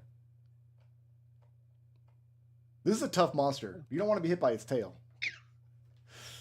In fact, I didn't hear him say thank you, Hugo. Did anybody? Thank you, Hugo. So that And be was reminded of it. Creature's legendary action and Hugo's reaction at the end of Genevieve's turn. Who's next? The creature. Creature's next. Well, next is blue, sky blue, whatever that. Yeah, is. sky. Yeah, baby blue, followed by white token. Okay.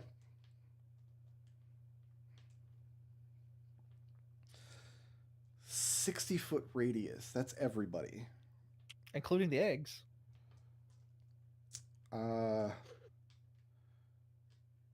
No, not including the eggs or the boards.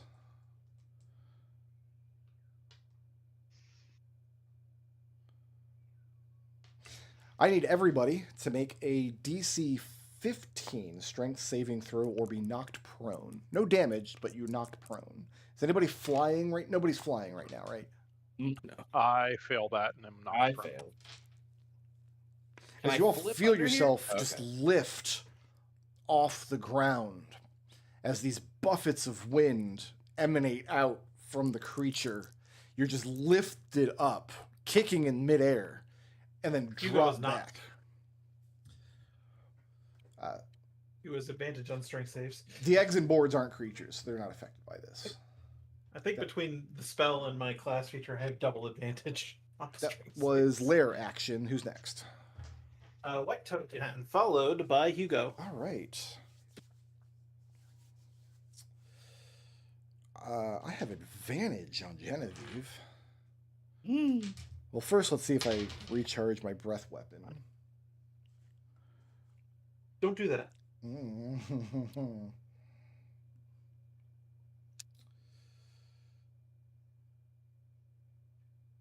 Oh, shall I prepare the reaction, sire?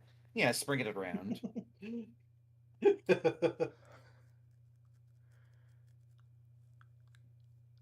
Okay. It's going to have to reposition itself, which I'm happy to do.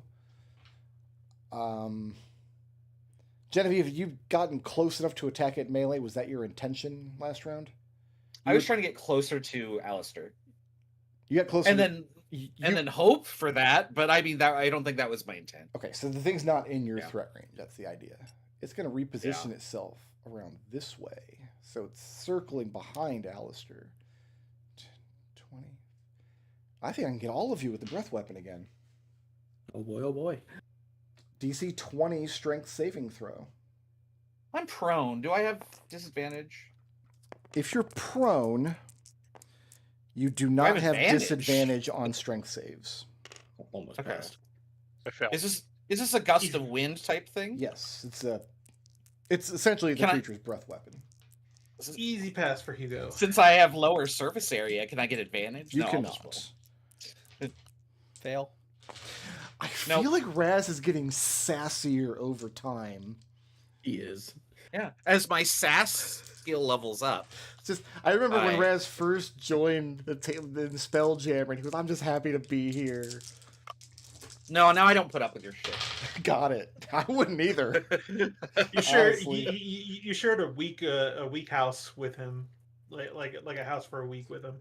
We spent time. Set. In the, Yeah, it was great. That's going to be Yeah. 27 points of bludgeoning damage from the breath weapon, which you can cut in Jesus. half if you pass the save. Listen.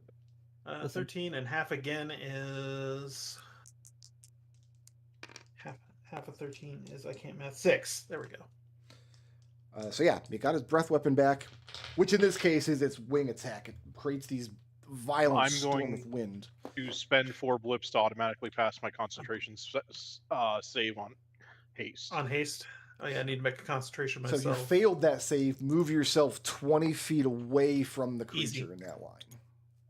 Can I get any more vision as I get blown away? I mean, Genevieve is bloody. as a consolation plot prize. Very Like bloody. I'm gonna go into the fog of war here real quick. So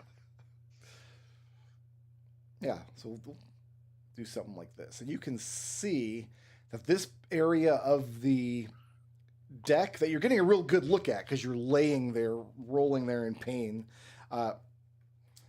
is dilapidated, very badly constructed. Or I'm sorry, in a very bad state of disrepair, rather.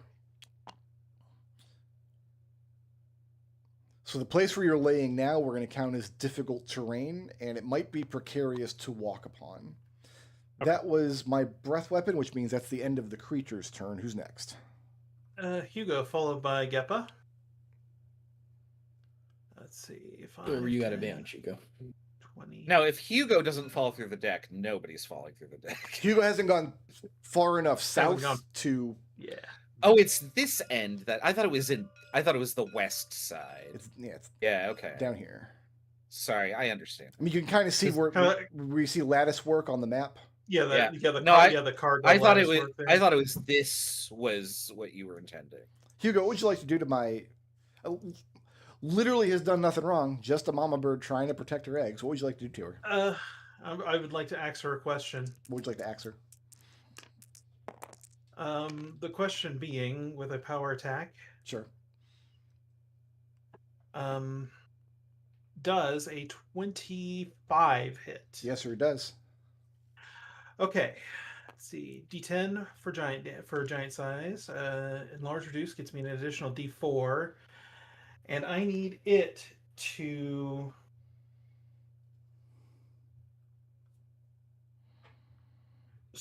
Make a strength saving throw Okay. Against what? against the invocation of a rune that Hugo had abandoned a long time ago, but researched after he realized after he became a little more mature Mhm. and not so reckless. This is the old fire rune. I have a 24 on the dex save. It passes, but it's still going to take an extra 2d6 fire damage. Good. Was that Dex or Strength? Strength, Oh, it was strength. but it is. Which is probably Yeah. higher, to be honest. But It's a Yeah, 21 did I on the say strength dex? save. It's still a pass. Unless I don't know if they. I don't know. We have a reaction available. How much fire damage? Well, we're going to be taking a whole bunch of different stuff here.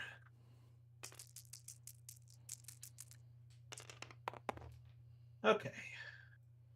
I don't like those ones. I'm going to re-roll them. Yeah, I would. And that too, right? And that 2, yeah. Mulligan. That's better. Slightly. Let's see. We are looking at 6, 11, 21, 23, 25. Or no, I'm sorry. 23, 28 points of slashing damage and 7 points of fire damage. Give me that 28 plus 7. Is that what you said? Yes.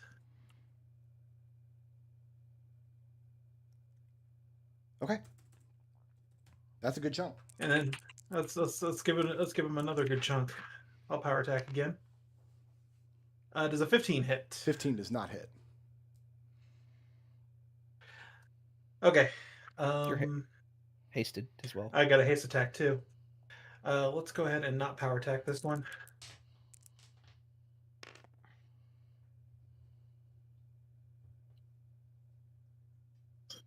Plus 10 is 23 to hit. 23 will hit. This is introduced only on one hit, or is it on every hit? Yes, every hit. Okay. Actually, using this combo feature in combat, so for the first time, so I'm trying to bounce between 2 different books, trying to figure things out. And the last time, sadly. Yeah.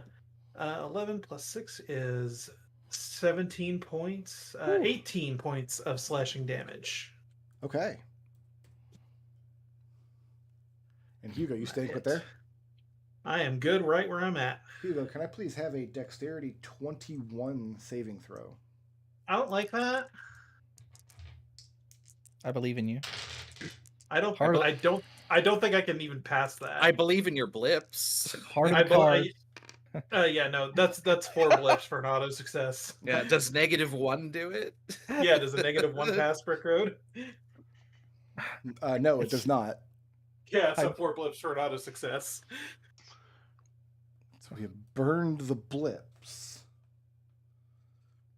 As the I do thing know. attempts to bully you over with a wing attack, but I mean, you're a huge creature. You're just going to stand your ground right here.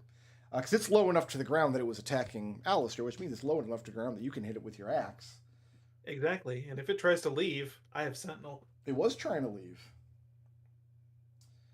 Ooh, wait a minute.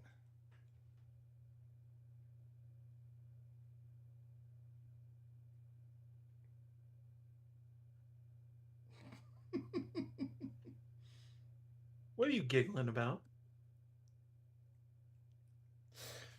This creature has a feature that I don't think I could charitably read it this way, and I won't rule it this way, but I think the argument could be made that it's immune to Sentinel. I'm not going to make that argument because I don't think I could charitably read it that way, but it's funny nonetheless. But yeah, because it's not able to bat you away, it can't safely leave your threat range, which means it can't safely move away from you. Unless it were to disengage. I mean, It wait, can't. no, that's right. It's Sentinel using a- bypasses. It's using a legendary action. Mm. Yeah, you know, it's going to try to move away from you. Yeah. You can use your reaction to try to hit it. Yep. The worst thing that can happen is you make it speed 0 until the end of the turn, and it's a legendary action, so it's going to get its speed back on its turn anyway. Oh God, I only rolled a 5 on my die. That's really sad. Did you hit? Did you fail? Did you fail an attack roll? I did. Silvery Barbs, go ahead and re-roll it. That means I can't roll higher than a 15. Oh, did you always take the lower on Silvery? No, you I thought it was re-roll just the in that dice. second roll. Yeah, you Yeah, you re-roll the roll dice. the dice. But I thought I'd always take the lower. No, Well, now it's Silvery lower. Barbs is not disadvantage. It's just Oh. roll it again. Oh. Well, I rolled even worse, so sorry. Okay. Okay. Do you still have the advantage from the last one? I do not. I have used it up. Go ahead and take an advantage. Yay! Can you apply that advantage right now? No. No. And it's going to use No, half its okay. movement to go 40 feet in the air in roughly the same position, just getting out of your guys' melee range. That was a legendary action at the end of, was it Hugo's turn just now? Yes. Yep. Who's next? That is Geppa, followed by Leopold. Tactically speaking, are we still throwing saving throws at this thing? We've Probably got still worth it. one. Yeah, I mean, as a group, should I debuff its saves or should I deal damage? I think So it's saves. I don't know. excuse me. I only managed to burn through one of its legendary Okay. Yeah. saves. If we could stun it, then it's over. Well, that's true of anything. Yeah, I'm 15, aware, but 20, But that's where we should focus. I have 2 key 25, points left. 30, move to there. Mhm. As a bonus action, I cast Spiritual Weapon using a 4th level slot, which makes it a 3rd level Spiritual Weapon. Okay. That gets to make an attack roll. Hits an armor class of 16.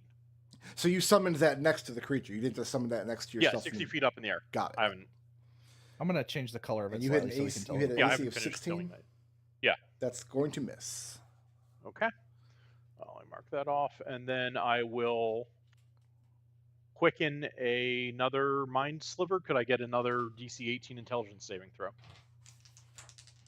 We're not proficient in these. But if I roll high, it's going to be a 20 on the intelligence save. Yep, keeps rolling high on those. That's my turn. How smart could a rock be? It's just Apparently really Got at smart. least a +1. Who's next? Dumb as a rock. Wait, no. After Geppa is Leopold. All right, I'm gonna stand up. Yeah.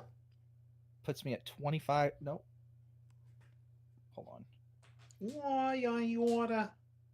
Puts me at half of 55. 27? 27 feet of movement. Okay. No, actually, it puts me at It puts me at 55 because my speed's doubled because I'm hasted. So I have 55 feet of movement. Monks are stupid. All right, I'm gonna move here. Underneath it or flying up to it? At the moment, I'm underneath it. Okay. And then I'm going to. I only have 2 key points left, so and I'm using both of them to get. So I'm not going to be doing any more stun attempts. How many key points can you get back for blips? I don't have any blips. Oh, okay. But that would be the answer. Would be 1. Okay. All right. So now I'm going to step of the wind. Yep. Which gives me an extra 55 feet of movement. Ridiculous. And then I'm going to fly up. Okay, so and I I'm going need to a punch it. strength save to try to get the melee range with it while it's flying. Okay. That is 21. 21 will do it. Good job. Cool. 9 points of fire damage from the first attack. Did you roll to hit? Yeah, I did. I rolled. I didn't, and then I rolled a 20. There you so go. 20 will hit. Let me keep that 4. All right. That is 10 points of fire damage. Okay. My second attack is. That is a 17 to hit. A 17 will not hit. All right. Bonus action martial arts. That is a 22 to hit. That'll hit. Cool. Please enjoy 12 points of fire damage. And then my hasted hit. You don't get that one yet. Okay. Because you have just triggered the boss's bloodied reaction. Good job. I'm going to be dead before I even get a chance to hit it. Who will, Leo or the creature? Yeah, I will. You guys have laid a lot of damage on this thing so far. I'm actually impressed. All right, I get... Leo, you don't have any... Or you're hasted, so you're at a +2 AC. Is that correct? Yes. Fantastic. First claw. I have a 16 to hit you. No. Second claw. I have a 25 to hit you. Yes. I think I have a reaction back because I had a turn. So I'm going to Silvery Barbs that. Okay. And then Leo, you get advantage. So we're going to turn that into a 21 to hit. That still hits. Okay, so that's the claw. And then the bite, I have a 24 to hit. Okay. Okay. Didn't get the criticals I was fishing for. What are these rather you didn't. yo-hos? What are these? I mean, I've taken quite a hefty amount of damage. 10 slashing damage from the claw that hits you. Okay, down to 32. And am bloodied. 14 piercing from the bite that hits you. Okay. So the bloodied reaction, the thing got its full complement of melee attacks. Claw, claw, bite. First claw missed. Second claw and the bite both hit. And it slaps its wings together, letting you know that it recharged its breath weapon. Okay, I'm down to 18 hit points. And now you may take your hasted action. I guess you can take it at advantage or whatever because of silvery barbs. Do I want to take it or do I want to... Will you be alive next turn? Screw it. Listen, if this is how Leo dies, this is how Leo dies. Punching a giant bird. It's everything he wanted to do in his life, right? This is the embodiment of Leo's life right here. That is a 26 to hit. That'll hit. Get him, Leo! That is 9 more points of fire damage. Okay. And then Leo lands on the ground, and then If you're landing on the ground, you're leaving the thing's threat range. I we've already done this song and dance. I know, Old but I'm Man. gonna make you say it every time. All right. It's a feat that I keep in my socks that allows me to run away. Fantastic. So Now, I'm now over remember- here. Remember, breath weapon Right, which is why I ran away as far as I could. in the same direction as everyone else? I mean, like I can't go any. You could go behind it. Or over here. That's a good point. Is this on a? That's up on like a cliff face above it. Okay, I will run over here then. Here, I'm gonna give you some more of the map. If I could get my mouse here, because Leo has dark vision. Yep, 60 feet. There's another one of those propeller manifolds under there. Look at that. So you're heading in this direction with the idea that you'll mitigate its breath weapon that it just recharged. Correct? Maybe. All Yeah. right. Who's next? After Alistair. Leopold is Alistair, followed by Genevieve. All right. Questions. So this is a hole right here. That's the hole down That where is you a- drag these eggs up through, yes. How far down is that hole? It's about 15 feet, because it goes below deck to the second level of the structure. Okay. Is it like easy to get down there, or is it like? You could jump down there probably without sustaining damage. I don't think you have an immediate way back up, though. Okay, that's fine. So I'm gonna move 15 feet to get to the edge of the hole. Second question is this rock still high up in the air? Does it come down? It used its legendary action to fly 45 feet up into the air. Way out of range of you trying to weaponize its children against it. Yeah. So you know what it's gonna do instead? The eggs. I can't believe they only have 30 feet of movement. Like, how do you have flight speed with only 30 feet? Seriously. That's Boswick. Boswick only moves. Usually you're not facing a creature with 90 feet of fly speed. Let's be Hey, If you're- welcome to the you're finale of Flumph 7 for Benedict, who couldn't get to the fucking monster. If you're So- insistent on committing war crimes, like, why not put Yeah, some? you have to earn it. Yeah. Put some. So the eggs are gonna go 30 feet up in the air. Yeah. Are there any sections of this this thing where if something falls, it's just gonna break through everything? And fall down Alistair. invisible? Oh, there will be rolls involved if you drop the eggs from 30 feet up just onto the floor around you. Put the eggs in front of this cone to discourage it, because they'll get breath weapon back, won't So- they?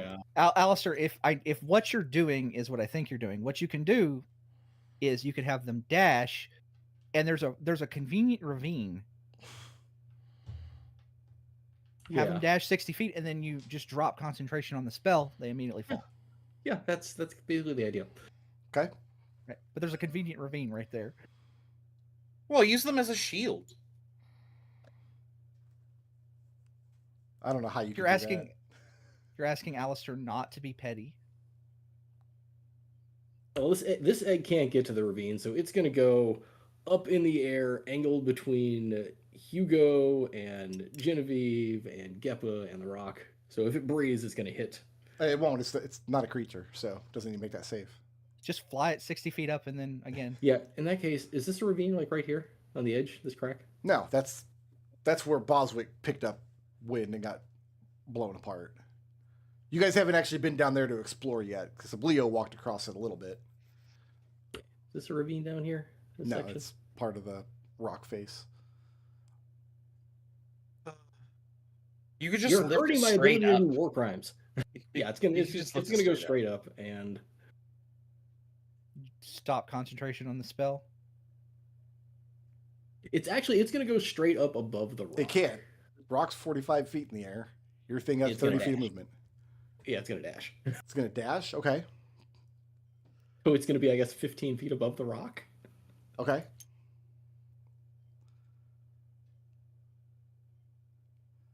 Is that it?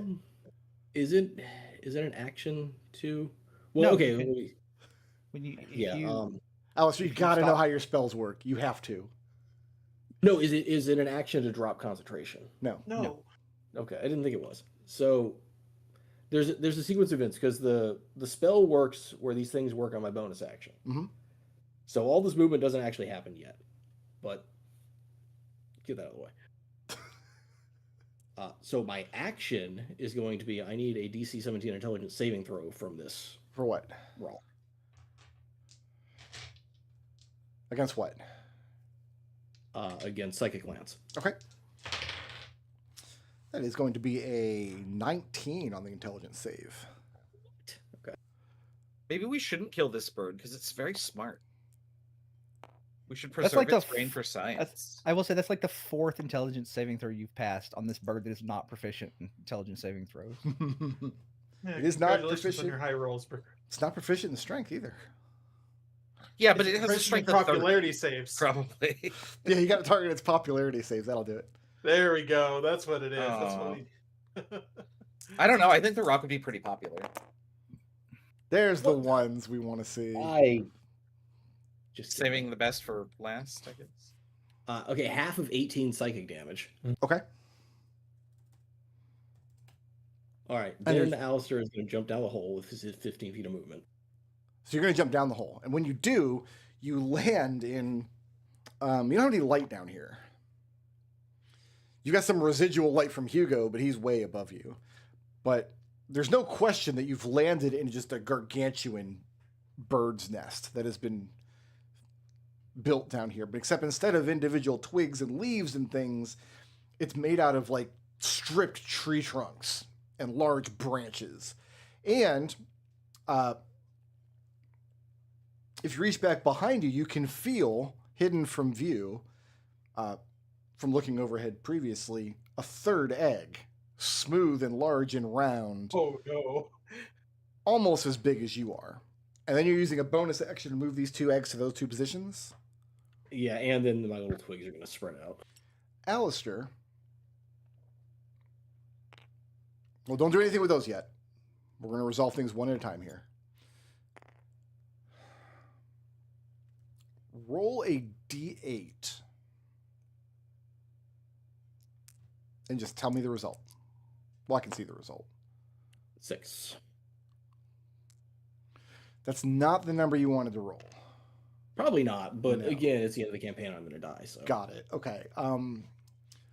Leopold, you're standing at the edge of the thing there? I guess. Can I please have a dexterity saving throw from Leopold? We're going to call this... I'm going to call this a DC 15. Oh boy, that's a 14. Okay. Bye everybody. Flash of Genius. It's a 19.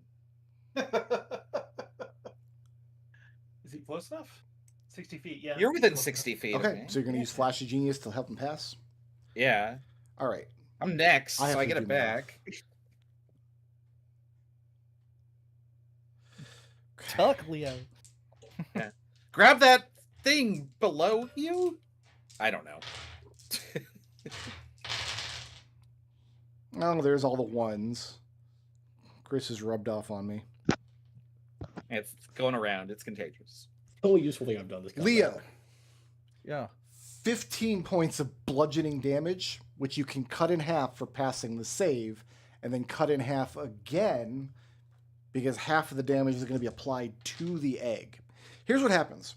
This egg just falls onto the edge of the boat where Alistair has set it and goes tumbling down into the darkness. This egg falls onto the creature, but it's flying, so it's surrounded by these whirling, buffeting wind gusts, which knocks the egg off course and throws it towards Leopold, who dodges out of the way because he's a level 10 monk and has an outrageous dexterity check. So the egg lands next to Leopold here, hits the ground hard, and develops huge cracks all up along the side. And then you get a little pop-up in the corner of the screen. Mama Bird hated that. Alistair, please tell me you've got more dumb bullshit to do on your turn. I can't wait. We got baseball bats I working do. now? The rest of these twigs are going to kind of spread out some. Okay, yeah, just go So ahead. they'll get annihilated by the breath whip. They can't. They're creatures. They're not creatures. I can't. That's okay. They'll be in a better position to attack things at least.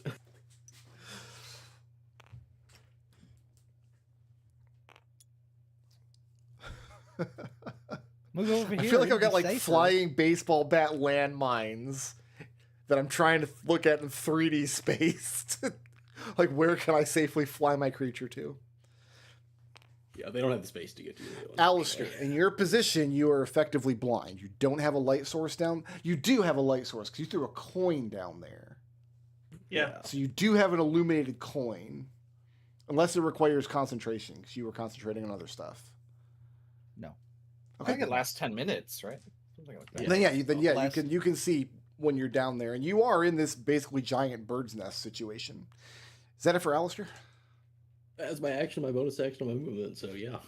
Thank God. Who's next? Genevieve, followed by Baby Blue. So why don't we Alright. let's do Genevieve's turn, and then we'll take a break to get snacks and whatnot. I'm good. not within 30 of this, I don't think. Unfortunately, right? no. It's up in the air again. Yeah. Man, I can't attack it because I can't reach it. I can't lightning it because it's immune to everything I can do. If I get up to it, I can't pass the strength save. Is this the second finale in a row where I've just completely nerfed your character? Yeah, I just can't do anything. So, Okay. Sorry, Raz. I have How a new wounded personal goal for is- Flumph 8 now. oh, trifecta, hat trick, whatever. Let's see here. I think I have to do this. So I only have 15 feet of movement. Cure wounds. 'Cause I'm bloodied. On the baseball bat? No, on Genevieve. Okay. Too bad you can't get it. I would have liked to. Wow, that's a lot. I healed 26. Okay. So. Hooray. Okay. Bonus action. Can I cast Cure Wounds and then bonus action a spell? Am I allowed to do that? As long as it's a cantrip. Oh, it's not a cantrip. I was going to Sanctuary. So, oh, you're not within 30 feet of me anyway. I just cannot get to Leopold. Okay. That's it. All right. So why don't we take a quick break? Everybody can go ahead and get your coffee, get your bagel. Get some calories in you, some energy for the second half of the fight, which probably won't last much longer. You guys have taken a big bite out of this creature. Let's reconvene in about 15 minutes. Okay. See you in a bit.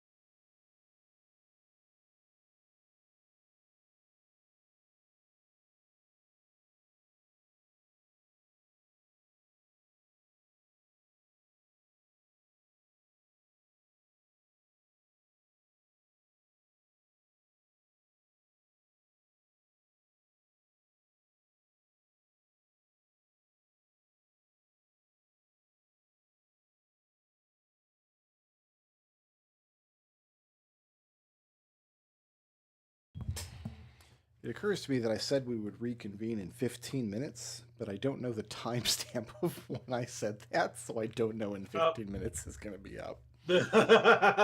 I am bad at clocks. I'll be honest, I wasn't looking at the clock either. My B.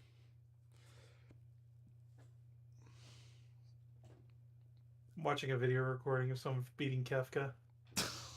It's been 9 minutes, almost 10. Since last time McDowell mentioned Final Fantasy XIV. No. It's been 0 minutes. It's been 0 minutes. But listen, do not the man, because this is an awful, awful, terrible world, and things that give joy. I'm allowed to experience and feel joy from things, Brick Road. Yeah, It's like Raz. So am I. It's like Raz and his fascination with evil pig characters. I experience joy by mocking my friends relentlessly. Don't do it. Makes me so happy. I mean, at this point, we spent time. I don't know if you should. We spent time in a murder dungeon together. Murder basement. That changes a relationship. Don't we have a picture where we have like the wood block of live, laugh, love in the murder basement? Oh, yeah. I don't think any of us are from areas where basements are particularly common. So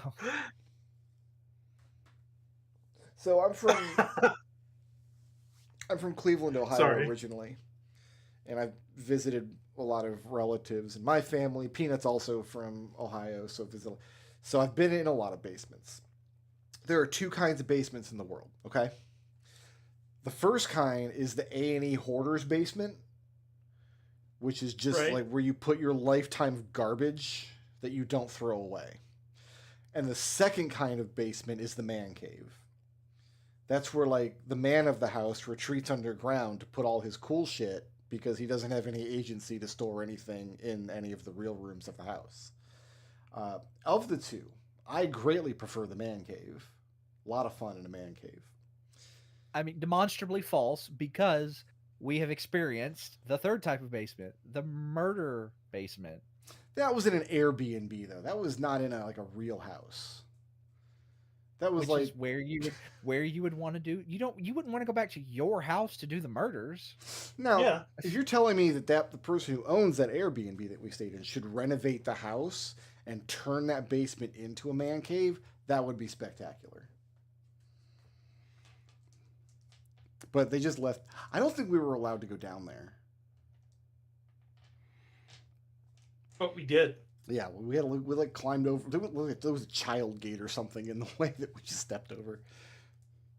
I went down a rabbit hole of like Airbnb horror stories, where like Airbnb landlords would get caught like turning on cameras inside the house people were staying in them, and stuff like that. Then they saw my dong. Yeah. I wonder how common that kind of thing actually is. I don't think it's probably not that common. It can't be. Most people aren't that crazy. I don't know why you would want to. Like, other than like, I mean, there are obvious like perverted reasons, but like, yeah, like a lot of it, it's like, why? Psychosis. You just are paranoid about what people are doing in your house. Like, if that's the case, maybe you just shouldn't rent your house out on Airbnb, right? Just don't let strangers stay there. God, imagine that a person, like, they just saw 36 hours of board game. That's all they saw. It's true. They saw board games, okay. and they saw people eating chili, and they saw me and McDowell passing a Switch controller back and forth for 3 days.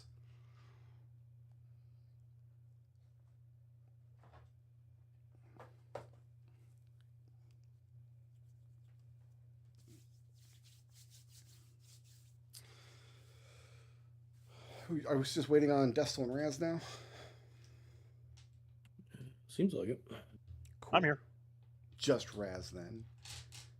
That guy's always late. I don't know if it's late because I don't know what the timestamp was for when we started the break. We just now hit 15 minutes. Okay. And now he's late. Don't bully Raz. I'm legally allowed to bully any of you. I'm the DM. It's my job.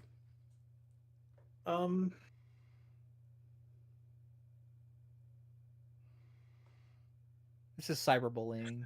Mm-hmm. Listen, if I was being cyberbullied, then I would have whined about it.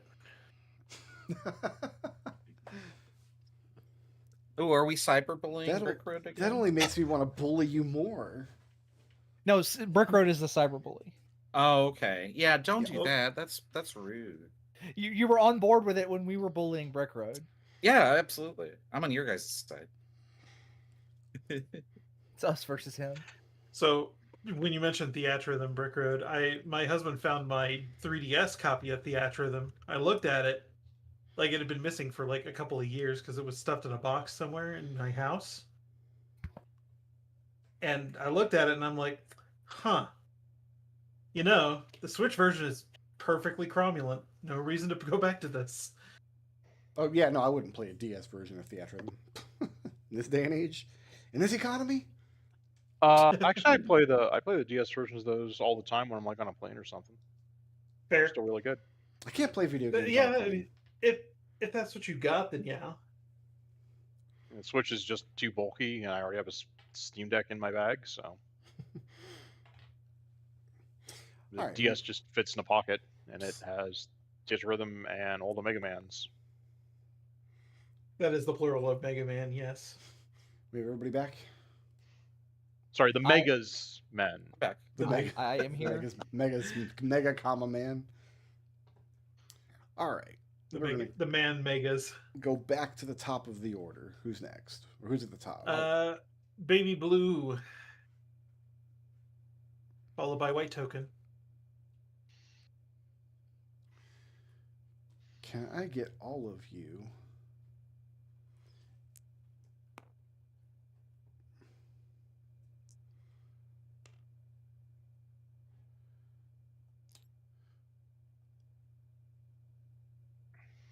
So that's well, you know, let me change the color on this. I can't, I guess. So these are 5-foot squares. So a 20-foot radius sphere centered like here.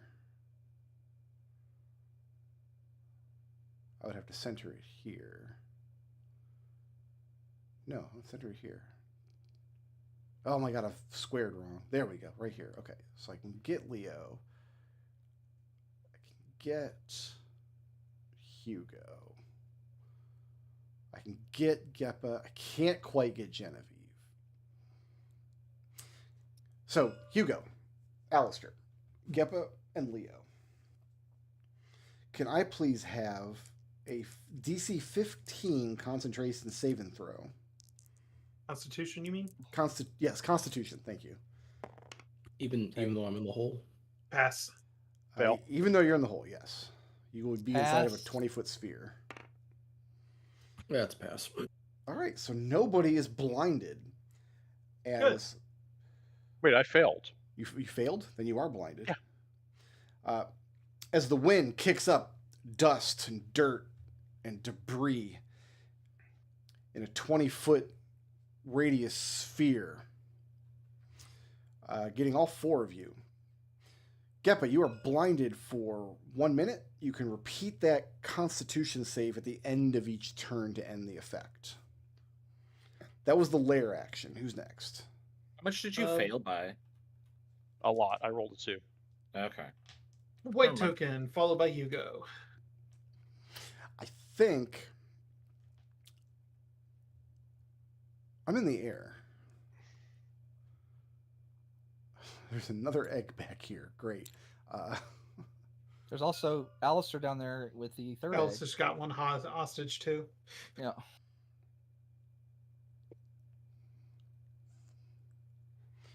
I circle back around here and perch over top of the damaged egg, I can get Leopold, Hugo, and Geppa. You're going to kill me this round.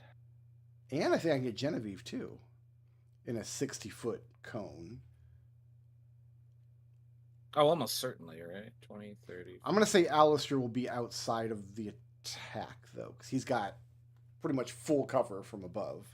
So let's get here. Let me mark off that I'm using the. I've used my breath weapon 3 times in a row. That's not that'll bad. hit me.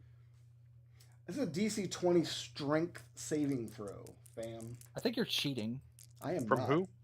From everybody but Alistair. Nope. Yep. I can only Well- pass on a 20. I fail. Are you flying, Leo, or are you on the ground? I fail. I'm on the ground. Okay.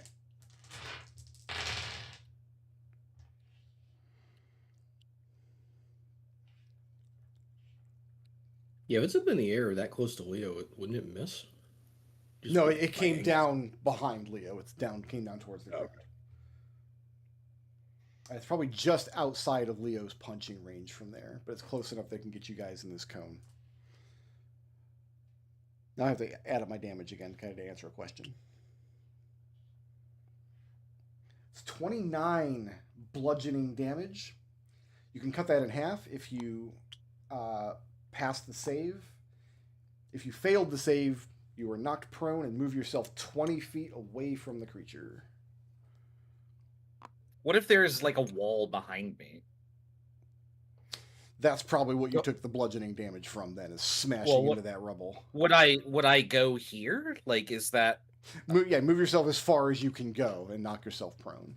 I just don't know, like, what in here are like movable tiles. If all of Ah. them. Are. I think this space Like, is appropriate. I would here. be here. I don't think you got if I blown up on could. top of that rubble pile. I think you got Okay, so, knocked like, into here. the wall there Okay. and had your bell rung. I think I'm in the hole with Alistair. I failed to make my save against. I Alistair. failed to make my concentration save. Okay, so what spell dropped? Oh, Haste.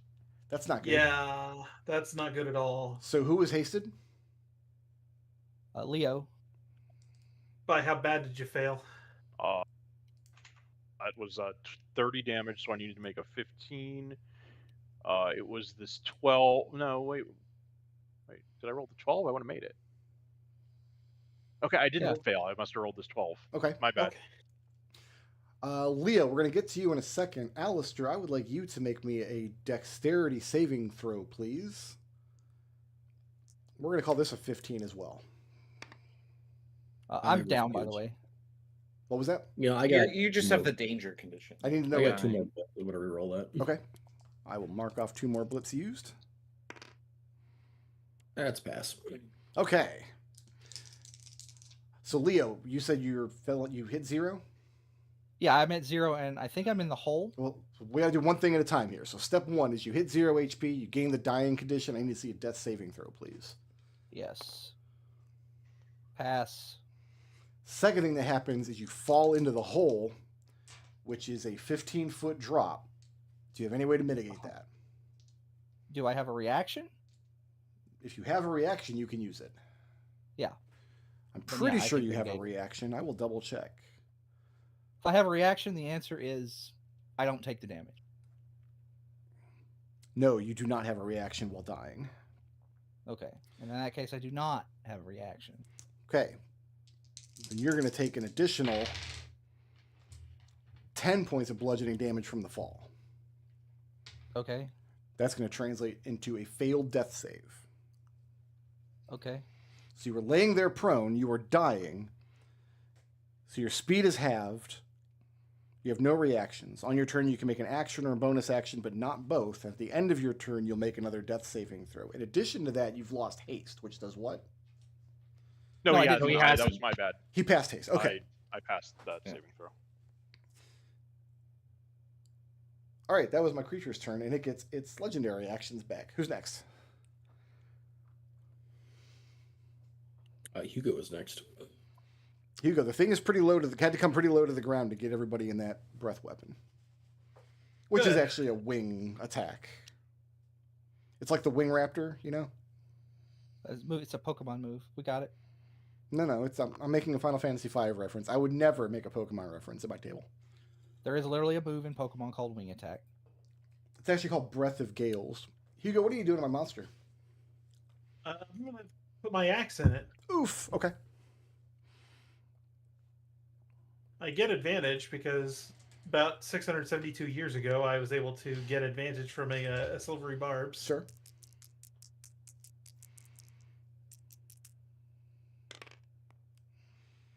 Does a 21 hit? 21 does hit. That is a power attack from me, sir. Oof.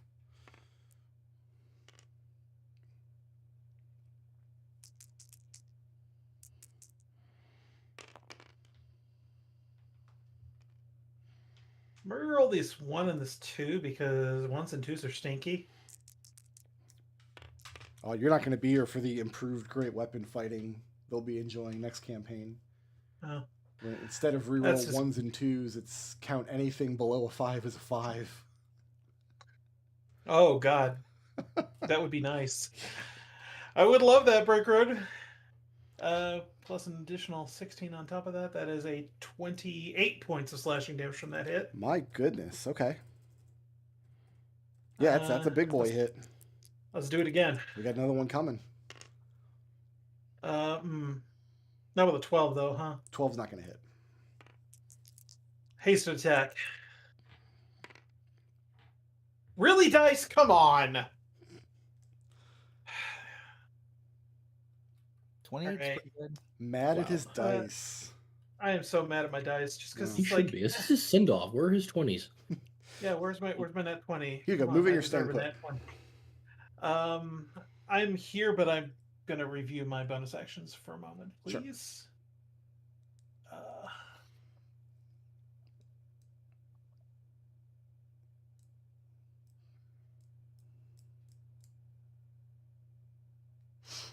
I'm going to invoke my storm rune to allow me to impose some advantage or disadvantage on an ability check, saving roll, or attack roll.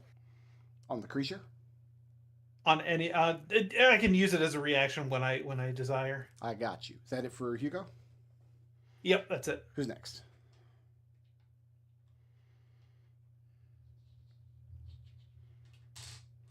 After Hugo is Geppa. All right. So stand up. Bonus action, move this, and take a swing. Sure. Wait, am I blinded right now? Is that what hit me? Yes. Okay. Yeah, failed to So I save guess against this the is a sand. disadvantage. So that misses. In that case, I am going to. How high off the ground is this thing? It's very close to the ground because they had to come down to get you guys all in that breath weapon. But I've got a lot of ceiling to work with, right? Oh yeah, you're in this massive Great. cave Let's go structure. ahead and throw a 4th level fireball. I need above it so that it won't hit Hugo. I'm going to need a DC 18 dexterity saving throw.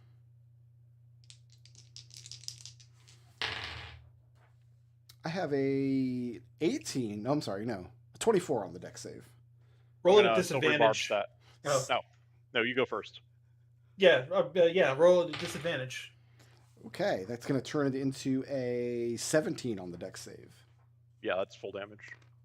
That's 11d6 fire damage. 4, 5, 6. Get out of here. 7, 8, 9, 10, and 11. Please be enjoying. You have 12 dice there. No. One of them fell off. You can just ignore that. 32 magical fire. Okay.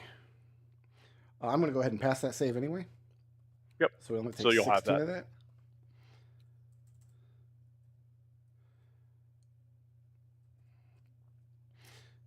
So that's 16.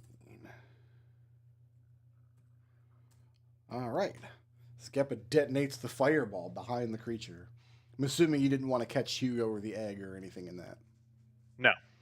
And are you staying put there? I'm blinded, and yeah, I'm fine because I have no idea where to go. Let me go ahead and try and make this save against blind. What's the con save DC? Is 15.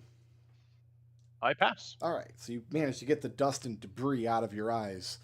Who's next? After Gepa is Leopold. Did you make your blind save? I did make it. Okay. All right. So I got an action. So if I heal myself and am no longer dying, do I get my bonus action back? You know, I'm not going to let you take your turn yet.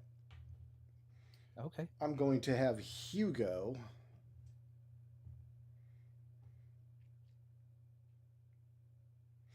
No, I'm not going to do that either. I'm going to make a grapple check.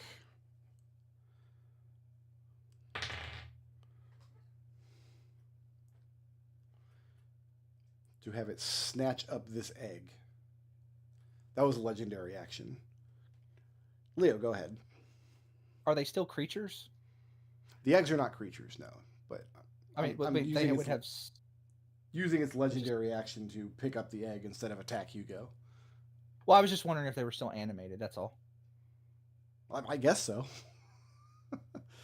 Oh shit! Did I roll a grapple check against the egg? Yeah. Yeah. Alistair, this I mean- might be the most ridiculous thing I've ever asked you to do in my life. I need the egg to make either a strength, athletics, or dexterity acrobatics check. Or didn't you drop concentration on that spell? Yeah, I think I had to make the eggs fall. You so- did? Okay, so yeah, they're not animated. Don't worry, they'll be animated again. Well, now it's being carried. Which just means it's in slamming range. That means it's in range to attack. I would be surprised if animate object allows you to target something that's being worn or carried. Also fair. Yeah. If it is, Fair. I'm going to tell you what, that every NPC is going to have that you fight in the next campaign. Because I'm going to be There's no strangling magic. you with your clothes. You guys don't get magic. I'm the DM. No. No. Leo, you're going to take a turn or what? Well, you told me you not yet. No, we're done. Well, now it is yet. Okay. So if I heal myself, do I get my my bonus action back too? If you use an action to heal yourself, Mm-hmm. you would get a bonus action if you have something that grants you a bonus action. Yes. Okay. I'm happy. Because you'll erase your death saves. You'll no longer be dying. So I'm going to use it's one of the extra features that I can basically use a key point as an action Okay. to restore hit points. Got it. So this is my last key point. I now have a grand total of 4 HP. It's enough. Don't you have second wind? Right, and then I have a bonus action. Oh, I see. Second wind is your bonus action. Okay. Yeah. Yeah, you gotta do it in that order. And then I could do it in either order, but let me see. Where's Rafa? Yeah, where's Rafa when you need him? Or some snacks. And that's it's a D12 or a D10. It's a D10, isn't it? Yeah. Yeah, it's a D10 plus your fighter level.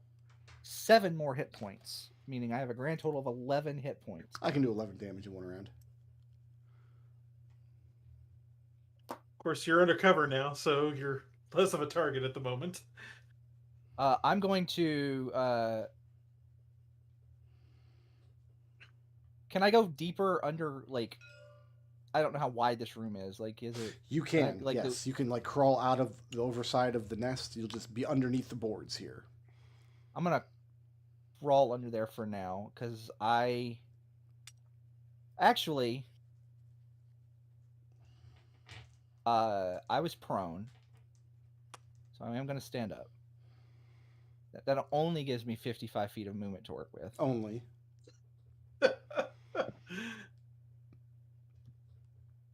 So I used my hasted action to do a heal, and then I did my. Leo climbs up out of the hole. Yep. And he's gonna run up and he's gonna punch this. You and your 11 HP are gonna run up and punch the. Leo knows what he's about. Don't. All right. Leo's like, I'm having omelets tonight, bitch. That's a miss. Okay. And that's a miss. Okay. Okay. Now Leo's gonna run back down in the hole and crawl up under here. Okay. That's the end of my turn. Thank you. Welcome to my TED Talk. Hugo. Sir. I have a 25 to hit you. Yeah, that would hit. Oof. Nice damage. 22 points of bludgeoning damage as the creature lashes out with one of its talons. Well, the talon is not holding one of the egg. That's not holding its egg. I'll take 11. Okay. That's it. That was its legendary action. It is now at the end of Leo's turn. That was legendary action. Who's next? Then Alistair, followed by Genevieve. All right. Where is the rock positioned? Is it flying again and being stupid? No, because it landed and then it chose to snatch up one of its eggs. Then it used a secondary legendary action to lash out at Hugo. Okay. It didn't move, which is good for it, probably. Can't move on a legendary. There's a way it can move on a legendary action, but not the way that it had to work it. Yeah. So let's animate some more objects, I guess. You have to be able to see these objects? Objects come to life at your command. Choose up to 10 non-magical items within range that are not being worn or carried. Ooh, okay. Now, you said the egg that it's holding is being carried. Yeah. So, sad face. You That's have okay, 'cause there's another egg. perfectly good egg right there. Yeah. This egg functionally isn't here because it fell down into the ravine. Yes, but that's okay. There's an egg in the hole. You want to use Is there this one? only one egg in the hole? There's only one more. There were 3 total. You could see 2 of them from above. The third one is like kind of tucked down underneath. Which side is it positioned on? I'm not going to worry about it. You're going to move. It's going to need 15 feet of movement to get up out of the hole. Okay, 15.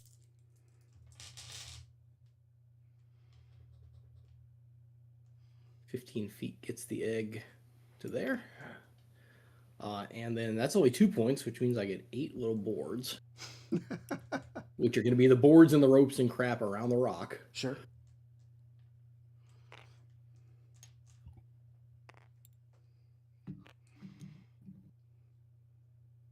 Can I get a little of the space around the rock? I'm not going to erase any more black space. No, you can't see back over. You don't know what's over there. There could be a second rock for all you know. There could be.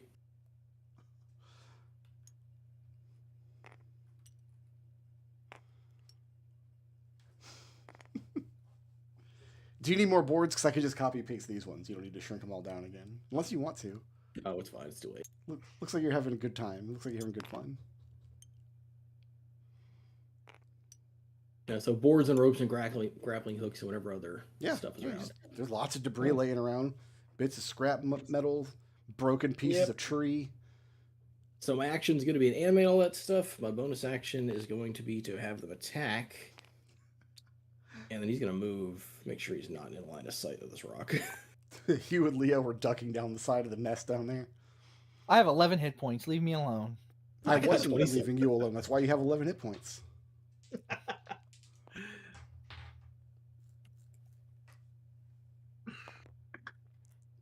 What's the command to pull multiple dice? Left click the bag and then right click.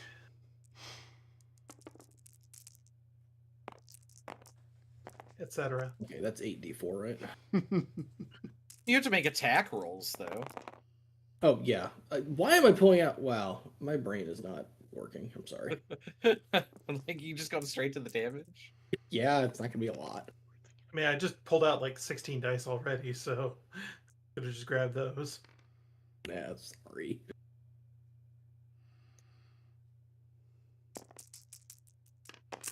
All right, so the boards. Wow, that's fan-fucking-tastic. How do we Ooh, do? Wait, nothing does an over 18? 10. Does an 18 hit? 18 does not hit.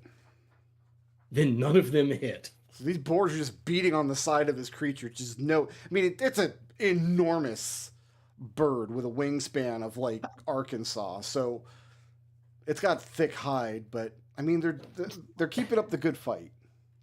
Excuse Raz, me, what's the probability of 8d20s, none of them rolling over a 10? 1 in 256. Is that it for Alistair? You Yeah. got 10 tails in a row. I'm gonna go 8 with tails in a row.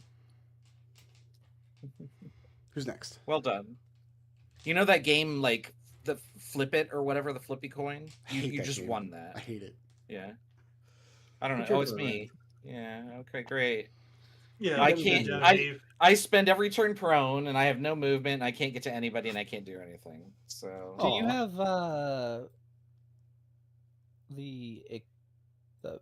the sphere of like boom? I mean, shatter. Yeah. I don't know if I can reach it.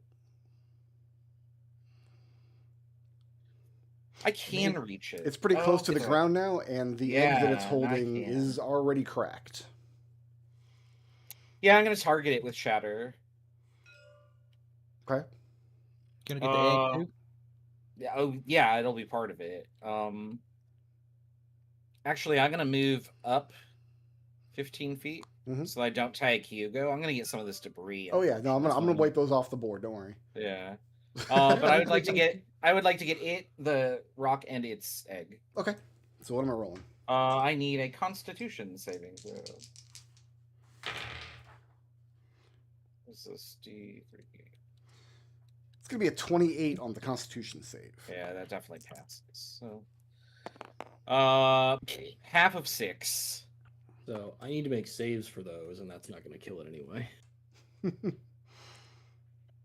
Which of the boards got hit? All of them, or It's a 10-foot radius, I think. I'm gonna Yeah. say 3 boards got hit. That seems fair to me.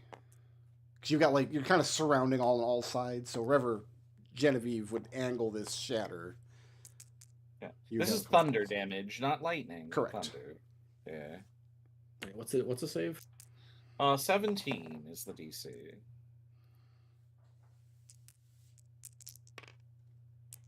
All right, well, yeah, all the boards failed because they're at disadvantage. So So how they much take 6 points of damage.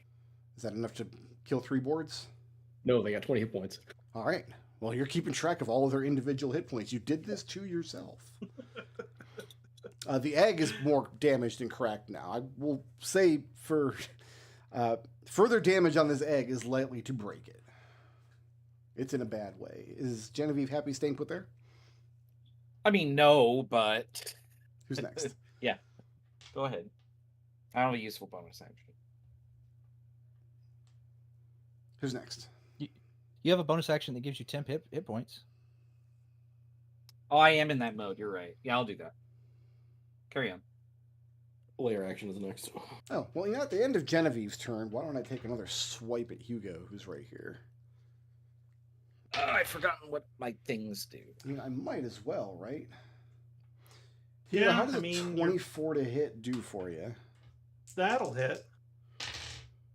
Can we see the rock through the cracks of the boards or no? No, if you guys are down underneath, you can't see the rock. Okay.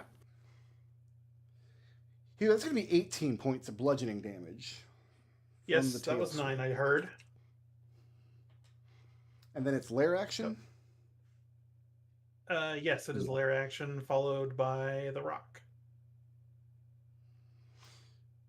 Okay.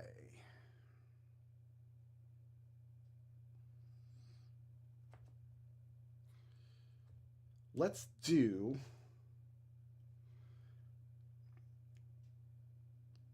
Alistair and Leopold. DC 16 dexterity saving throw, please. Pass. Oh, that's a fail. Oh, you know what? I'm sorry, I misread this. Everybody needs to make that dexterity saving throw. I misread what I'm My allowed to bad. target with that. We're looking at Yeah. Hugo failed. 18 points of bludgeoning damage, which you can cut in half if you passed that dexterity save. I'm just gonna go ahead I am and down. As the take 0. blast of wind flings debris in all directions. You guys underneath Hugo is inside bloodied.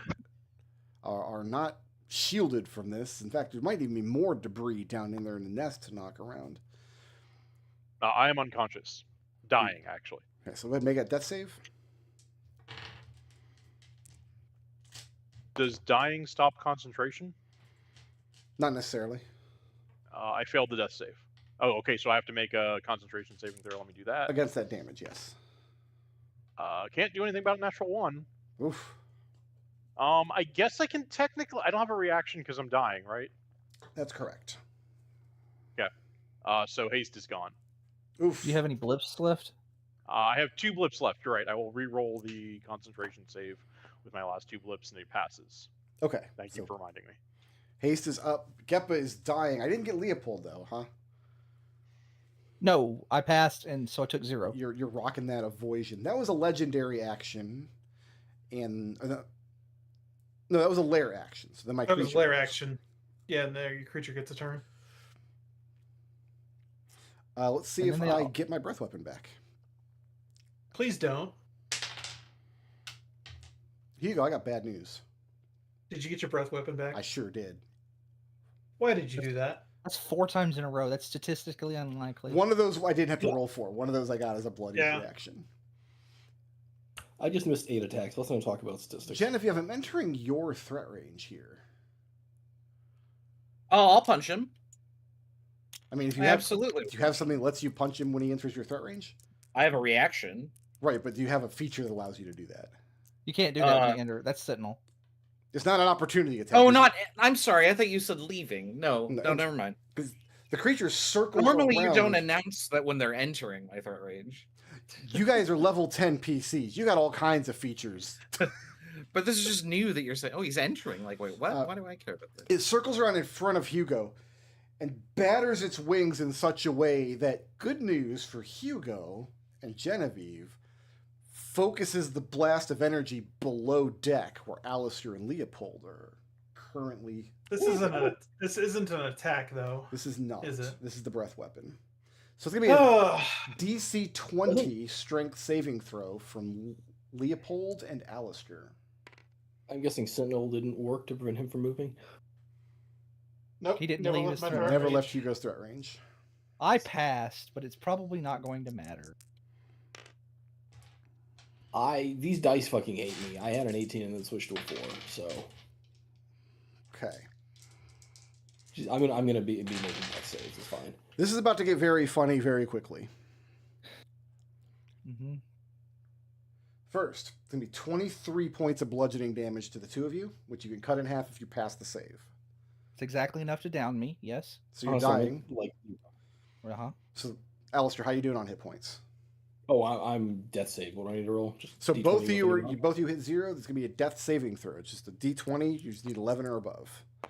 Fail. Woof. That's a pass. Okay. Next, both of you were knocked prone by the breath weapon. And you are pushed 20 feet back away from the creature. So that's going to be this square here. It's buffeting you down. Here's the thing, both of you. There's no floor 1 square to the right. Alistair, your hand flops over and like kind of falls in, like when you get up on your stomach and your headstocks, you're staring down into the blackness. The both of you are within inches of being pushed into this void. Yeah. So am I not? I'm not prone because I actually passed the save. If you pass the save, Correct. then you're not knocked prone, and you're not knocked back Yes. either. You can keep yourself over by the nest. Oh, okay. Here. Uh, I am dying, and I did fail that save. so I got dying. Yeah. I'm doing Yes. okay. But I passed Like- my Constitution. How fucking awful would it feel to kill all of the characters in the finale, in the post game? I have a contingency for that. I know exactly how to end the campaign if that happens. And they were never seen again. And Yeah, like, it just fades out like Secret of Mana, right? we're We gonna- see it in the book Yeah, We're it's gonna- just like Secret of Mana. We're gonna do that thing in the Final Fantasy VI end credits when you don't get the characters. No, it's just portraits. Just a black and white portrait. Yeah.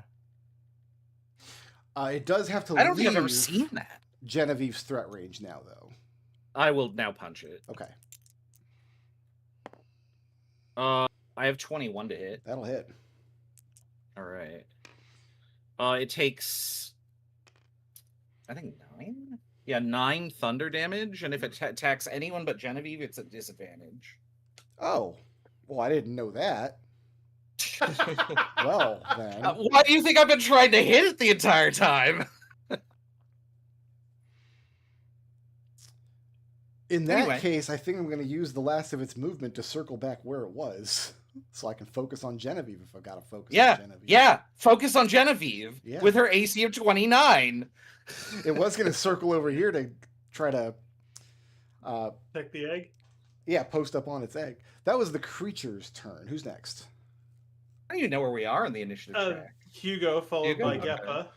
Hugo, you better mop Yeah. this fight up here pretty quick. 'Cause you got It's 3 finally dying where I dragons. want it. No, Genevieve has like 50 hit points. Okay, 44. so everybody else can die, and Genevieve has to just watch them die. Yeah, no, I have cure wounds. I can help them. But please do. Hugo, Well, I can't now. Hugo might take it home right here. It's within Yeah. Hugo's striking range. I here. need people to get close. Oh wait, no, I'm not prone anymore. The whole fight I've been like, Genevieve has 15 feet of movement. Can I have my? Can Yeah, I have you're the good. floor? Okay. Do what you gotta Does a 19 hit? do. Yeah, sure does. This is not a power attack. Yeah, the time might be past for that, huh? Yeah, I do get the extra D4 though, and the extra D10 and the extra. Ooh. Wow! Oh, that Wow. was a nice damage roll on there. So with Chris's all misses, this is like, yeah. Well, what it's- even are odds? It's not a crit, so it isn't the crit to end the campaign, but No, that it is No, it's still very literally the solid. maximum damage. That's literally the maximum damage I could roll in that situation. How'd we That's do? 32. No, yeah, 32 points of slashing damage. Well, you didn't kill it in one hit, but I'm sure there are more coming. Yeah, let's give it a power attack then. Actually, no, let's not give it a power Yeah, attack. because- don't. Yeah. Oh, yeah, not with a It 2. wouldn't matter. That's a 12 to hit. Hasted attack. I get credit if this kills it. You just. I rolled No. a 2 and a 1. He rolled a 1. Silvery bar. Oh, I don't have a reaction. Yeah. I'm just picturing Hugo like, I have the reaction though. And I can choose to give myself advantage on that third hit. Does a 15 hit, Brick Road? 15 does not hit. Game over. Return of Ganon. No. I'm just no. picturing Hugo like just exhausted, like his shoulders are burning in their socket. He's been swinging this gigantic axe around for 15 minutes. Hugo, move in or staying put. I'm right here. All right. I ain't moving. Yep. Unless the bird's gonna do something. Yeah, I'm gonna use All a right, so legendary I am action. currently dying. If Wait, I use hold my on. We're Yep. gonna do a Yeah, legendary action here. I'm gonna force Hugo, Genevieve, to please make a dexterity saving throw DC 21. 21. I'm gonna make it. I literally can't make that. Hold on. I'm 1 short of being able to flash of genius that, so no. Okay, so we're looking at 13 points of bludgeoning damage from the wing attack, Yes, I heard 6 points of bludgeoning damage. and you are knocked prone. Oh, I hate it. And then it can fly 45 feet into the air. Can I hit it as it leaves? It's leaving your threat range. It's not. It's also not going into the air because it's got to post It up on top of its eggs here. But I'm going to hit it. I have disadvantage because I'm Disadvantage prone. because you're prone. Yeah, it's still a 19 to hit. That'll hit. Didn't Yeah. you already use your reaction? No. Oh, okay. I don't, I don't yeah, think so, I don't did think- I? I don't think used used my the reaction. Wait, no, I did use my reaction because that's how I initially Yeah, got that's it how to that initially happened. That's do why I the used. thing to hit me. So yeah, no, ignore No. this. Oh. Yep. That's why I was Carry on. confused. Still has disadvantage if it attacks anybody but you. Yeah. Okay. I'm currently dying. If I spend my action to get magical healing, do I get my bonus action this round? You do, yes. All right, So so I you'll eat a lose- good berry. I have 1 hit point. That'll do it. I stand up and I bring the liquid metal staff next to it and take a swing with the staff. Okay. Liquid metal. Is this Dragon Quest? This is It is- the it is spiritual now. weapon that I No, picked. no, That's no. the spiritual that weapon hits that a- he No. has. That hits a 28 on armor class. That'll hit. Dealing 14 force damage. Pretty good hit. Okay.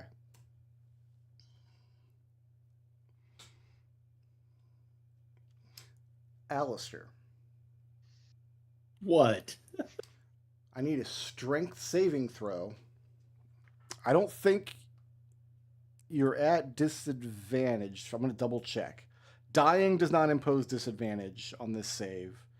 I passed my dying save. Neither does prone. So, yeah, give me a strength saving throw. We're going to call this a DC 15. If you fail this, the funniest thing in the campaign is about to happen.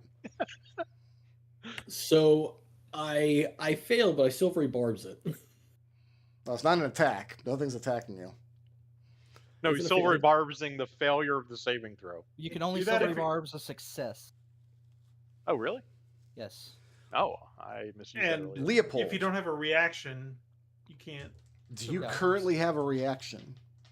No, because I'm also dying. Bye, guys. Hugo, do you have a reaction? I do not. I used it to. I used it for my own attack. Geppa, here's what happens. Can my egg save me? Your liquid metal staff attacks the It does have a creature, reaction. saps the last of its energy, and it crashes down to the ground. The weight of it breaks through the back of the structure, crashes down to the second floor where Alistair is laying. And Alistair and the creature go into a free fall down into the abyss. Here's what we're going to do. We're going to stay on initiative. This is Geppa's turn right here. I have, I guess I have 15 feet of movement left. 5, 10, 15. Well, we'll stay on initiative. At the turn? start of Geppa's next turn, this switches from a save Alistair mission to a body recovery mission. It's okay, I got this. So that was Geppa. So after Geppa is Leopold. Leopold. Leopold, on your turn, do you have a way to rescue Alistair, who is in free fall down into the abyss?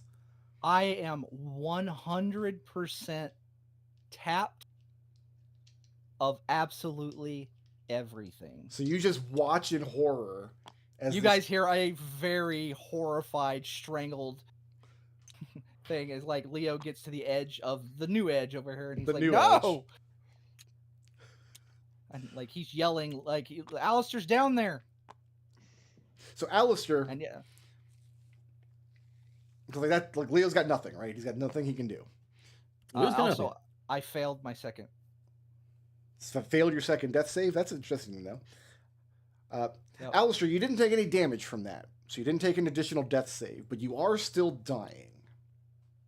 What do you got? You're in free fall. Well, okay. First question is, Yeah. can my egg and my sticks just fly down and save me? You've fallen a lot more than 30 feet. You're Well, if they dash, like, okay. also they don't have hands. Also they can't support your weight. So I have this skill called Performance of Creation. Yeah. As an action, you can channel the magic of the Song of Creation to create one non-magical item of your choice in an unoccupied space within 10 feet of you. Item must appear on a surface or a liquid that can support it. The GP value of the item must be 20 times your bard level, must be medium or smaller. That increases to large at level 6. Here's what I'm going to allow in this moment. Because in free fall, normally you wouldn't be able to use this because you don't have a space around you. There's no surface.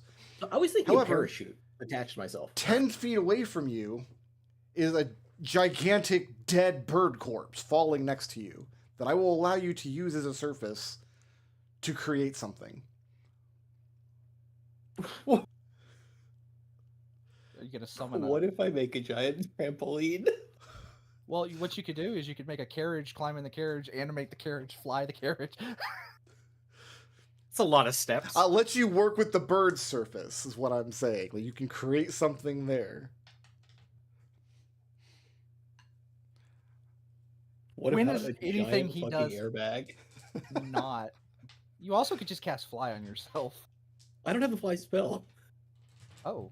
Oh, well, that's a piss poor planning on your part there. Geppa has that, I think, right? Geppa's got fly. Yeah. Yeah.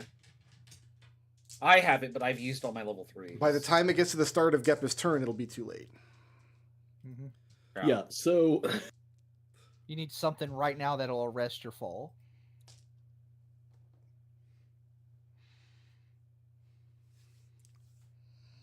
yeah, for sure. So it takes an action to do performance for creation. Takes an action to animate the item. Mm-hmm. The eggs are too far out of range.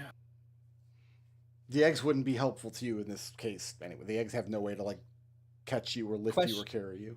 What's the maximum size of the object you can animate? It's like large.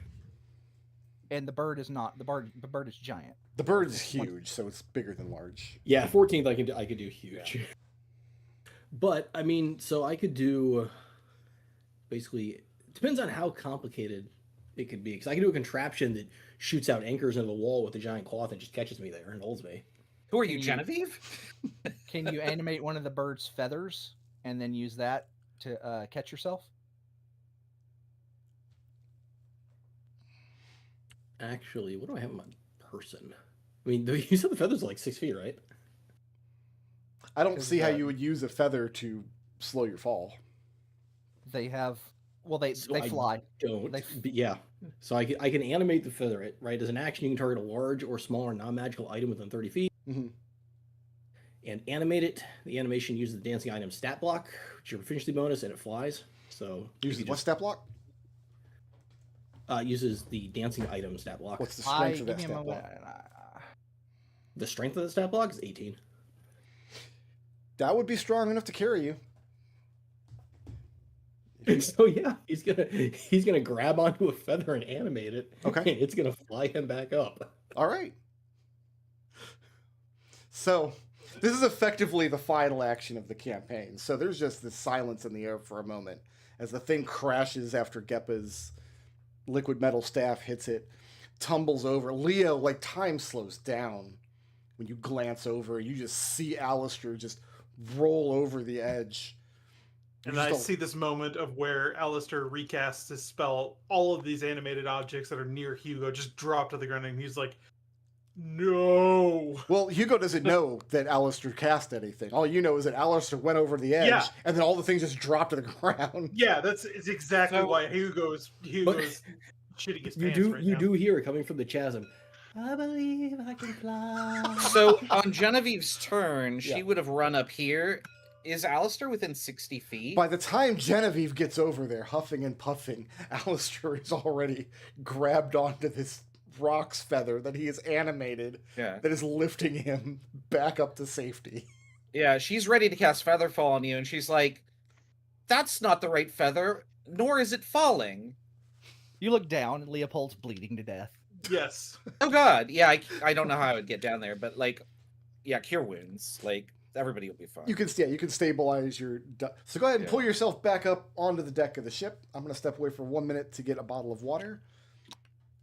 And then we will see about the epilogue. Do we care about tracking hit points anymore, you know? No. Hugo has a shrink moment. I got to punch the bird. I got to punch it. She like says Leo's excitedly. Leo is on the ground and he just holds his hand up. Alistair will go heal For a himself high to Leo when he gets back. Yeah, no, I mean, Genevieve will heal Leopold.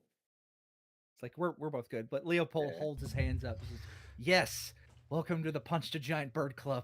Yes. Now, oh, it feels so good.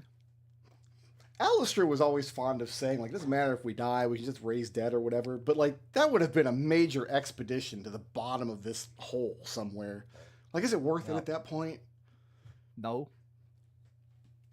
Wow. No, we would have easily gotten him back, I think. Like, assuming Julio there was would've no more retrieved my corpse. encounters, like we would have cast Fly. Easily. just- You don't know what's down there. Yeah, we Yeah. don't. It could be the Balrog down Well, there. You don't know. We know it's down there. It's Alistair. It's Drow. Alistair's mangled corpse. Alistair, good news. You don't have to find out what's down there. Whatever's down there, you guys are not in any condition to meet it right now. Nope. How tore No up are problem we? for the next group of Pretty tore up. adventurers. I have Spells. 31 hit points. I have 1 hit points, That was a CR-17. but I have monster. 6 more good berries. So Oh, I have a second wind. I mean, I've got a ton of spell slots too. Like, I got 3 level 4 spell slots with Cure Wounds. I did not use the rock stat block. I used the Wind Dragon out of the Tome of Beasts, which is a considerably tougher monster. I thought that, like, because we fought 2 of these last campaign, and Yeah. I was like, this feels way harder. Yeah. First of all, there was no getting pushed off of those awful yeah, it cliffs. just felt a we were lot in. more Yeah. like a big, terrible monster and not just a big animal. Yeah, that was CR-17. Yes, it had Why If is it was a big everything- animal. If it was a big animal, I would just cast invisibility, but it was pretty obvious it wasn't just a big animal. the only Why is spells everything it in had, the player? it had Fog Cloud and it had Lightning Bolt, but I didn't have a chance to use either. Why is every monster in the Tome of Beasts immune to lightning? It's so common. it's the I hate only- lightning. It's the only resistance it had was lightning. It was everything else Friendship was ended fine. with electric damage. Now poison is my best friend. I don't know. Like, The thing is, I don't do Brooklyn, is that. no, I no, don't no, know right? if you intentionally did this, but the last like 5 major adventures, the boss has been immune to lightning. That's very Yeah. funny. It wasn't And I've been intentional, on ranged mode. but too. I also am delighted that that happened. I'm gonna go ahead and just delete the Fog of War here. Yeah, I want to see the rest of this map. This is a great map. Oh, geez. Yeah, you weren't kidding when you said nothing. This is a- I had no concept of this giant ass pit. Look how cool. Look at this. This is the final like moments of the World of Balance in Final Fantasy VI. Yeah, so this airship crashes into the side of this mountain. I think this designer has like a whole adventure that goes along with this, but I only needed the one map. And it's cool. Oh, I love this. Yeah, this is really cool. Crudalix, right here. Yeah. I actually looked at the adventure. Now that I've seen the whole map, I looked at the adventure that this is part of. So Speaking of maps, I did send you a link in the Flumph chat for more maps. oh good. I need to add to my endless pile of maps that I have. You should have infinity maps, right? These are so many Patreon quality maps that I paid for. Oh good. Infinity +1 maps. Congratulations. So Leo, you get a feather because you really wanted one for punching the rock. I got one down on the bottom of the mountain. We're good. how many Alistair got you this one. You how, should keep it, Alistair. how many of you Jabroni Johnsons are trained in Arcana? I'll ask that. I am. I am. I'm super Everyone but trained. me, probably. Okay. Not Hugo. So you guys managed to kind of Oh. catch your breath and get like better lighting down here. Once the creature is gone, the winds die down. The supernatural winds that were kicking up throughout the fight, that were powering the lair actions, and which would have precluded you from going into this space underneath here, die down. And it's very, very still, almost eerily still. But those of you who are trained in Arcana, as you guys are getting situated and catching your breath, it becomes clear that there are very old, interesting magics woven into this wreckage. While you guys were fighting or climbing or exerting yourselves, they were difficult to pick up on. But once you're able to calm down and kind of poke around a little bit, it becomes clear that there's a lot of interesting magic here to look at.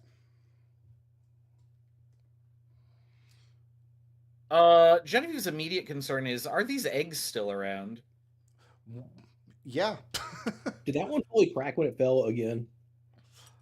I'm going to say the one egg is undamaged and the second egg is extremely... Like, this one probably cannot hatch reliably. Well, this one, like, it grasped it, right? I don't know if it dropped it was just... It didn't have an attack to grasp it with, so it was just kind of posted Oh, up okay. over them. I Okay. was allowing it to Um, use one of its attacks to use a talon to grab it, and I decided I could allow that as a legendary action as well, would make sense. So Genevieve's thought is, I don't think we can bring this back to the Kingdom of Wayluz. Yeah, we It's can. too I think- big, isn't it? I think we should. The other one, we should probably push over the eggs, let them hatch and kill us. But that one, Yeah, we bring back. exactly. Yeah, I was gonna say, should we return with this as like a Yes. look what we found? Yeah, I we guess should. Alistair could just Because animate it so it flies along behind you the whole way. Oh, of course. Yeah, no. Yeah, I Okay. could. Yeah, okay. Well, that's a plan. So let's bring that back. Okay. Yeah, Alistair Because pushes Genevieve the- would like to. She'd like to study it if you could domesticate it. That'd be cool. Well, you need a living one. You're not going to get a living one out of the cracked egg. Yeah, it's right Yeah, here. Alistair pushes the cracked egg off and just. Oh, you guys are ditching the cracked egg and keeping the. Yeah. Okay, got it. Yeah, we I don't was- need the cracked egg I was the other way because. Well, you can make yeah. omelets, you know. Oh, you're right. I I get- Delicious Genevieve and is then- hungry, but no.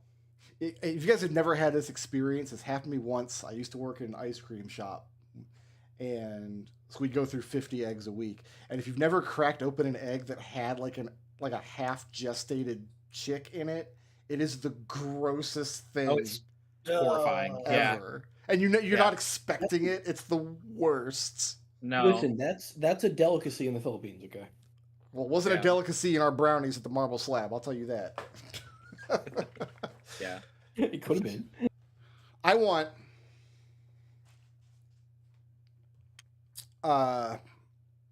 well, Genevieve, I'm not going to make check. I'm just going to kind of tell you what you discover while you're here. Okay. The magic woven into this craft is unlike any magic you've ever seen in the world. The reason for that is apparent if you think about it for a second, because it was developed by rogue artificers, and as soon as they kind of got their spell work done, the then sitting king of Velus destroyed their shop and pulled a glacier down over top of them. Yeah, So give you me can a imagine rough like on- Batman level artificers working magic, and then everything was just lost in a day. Yeah. But it's here now, and it's not an easy task to kind of learn about. It's not like you just cast Identify and figure it out. This is more like you set It's a up research project. exactly. You like set up a base camp here, like sleep in a yurt for 3 months. You don't think it would be possible to reverse engineer all the magic to solve all the problems that a flying ship would have based on this wreckage. But what you have that no one else on the planet has is a journal penned by an artificer who has cracked about 70 to 80% of this problem. If you're talking about Eugenia's journal, we never found that. You didn't? You don't remember that we got Jeannie left. She left her notes. As Oh, is that genuinely a thing that happened? I thought you were joking. apparently it's genuinely a thing that happened. Okay, well, I guess Genevieve has Eugenia's journal. Genevieve, if Eugenia had access to this site, if she had known this place existed, she could have finished her work. Or if somebody had found this site and then later been delivered Eugenia's journal, you think they could have finished the work from the other direction. Yeah. The 5 of you standing here are the only people that have both. You are, Genevieve, you're Genevieve- quite confident that as a long-term devote your career to it style project, you could have an airship that flies. Genevieve looks around and she just starts cackling and she goes, Kinney, you got competition. What is the reaction from the rest of the group once Genevieve has this like epiphany? When she starts cackling, Yeah. Leo steps away from her. Would Leo it has be spent really the- cold if you were flying? It'd be like really high up with thin air and cold. Yeah, but you don't have to be Yeah. outside. Like, we could put a dome over this. Also, magic exists. You could enchant like there's like a windshield spell. I forget what it's called. You could just Yeah. Wait, Genevieve, what if you turn this into a spelljammer ship? And Well, I can make a helm for that. this is a That's actually a this is- spell on her list for some reason. This is Um, this is a concern that I have because we've been commissioned by Velus to it's effectively like do their bidding, and I mean, Well, I'm not We keen Hugo, remember, on he said begging. if we came back and said there was nothing, that's fine. He can work with that. So we could just take this technology back to our empire, tell them we found nothing, and then You go said about our you're lives. saying you're saying you want us to lie? So I mean, they've Oh, been pretty good heavens, to yes, us. I'm saying let's lie for the greater good. I don't think that we need to lie about it, but I don't know if anybody could solve this problem except me. And she Okay, holds up the journal and says, he doesn't need to know about this. Genevieve, do you want to spend the rest of your life chained to a laboratory under guard for the Empire Revolution? Yes! Building this? That sounds amazing. let me share My parents could move in with me. Like Okay, we'd be, but- they'd be but you- completely taken care of. My dad would never have to be a No. heel again. No, because they're going to use this technology to take over the world, and they're going to kill you to make sure nobody else has it when they're done. You just That's asked a little far fetched. You just asked a research student if they wanted a grant. Yeah. Let me share some notes that I have here, because Yeah. the way I see it, and I could be wrong, you kind of have 4 good options. If you report back to Velus that you found this ship and that you would like to rebuild it using magic that you have, you can do that. Make good your work to King Erico. You would probably have all 5 of you spaces of honor in his court till the end of your days. But you will make enemies in the Republic. You're not going to be able to hide the first working airship. This is going to be a major, major event. So this would effectively be cutting any political ties you might have back in the Republic. Option 2 is to do exactly the opposite. Report the findings back to the Republic. Have them fund the research grant. You were told by King Erico that if you didn't bring the discoveries back to him, he could still work with that politically, but it would probably still chafe a little if the Republic got the first flying airship. Third option, you report it to neither, and you turn it into a Strixhaven project. Independent research that neither the Republic nor the Kingdom need to worry about. This would be the Rowan Darkwood special, like his preference. Strixhaven probably has enough resources and magic to do this kind of thing. I actually like that one the best because it's the least political. Like we aren't choosing a side. Oh, there's a less political one. Option You're 4 preserving it. is you keep it for yourself.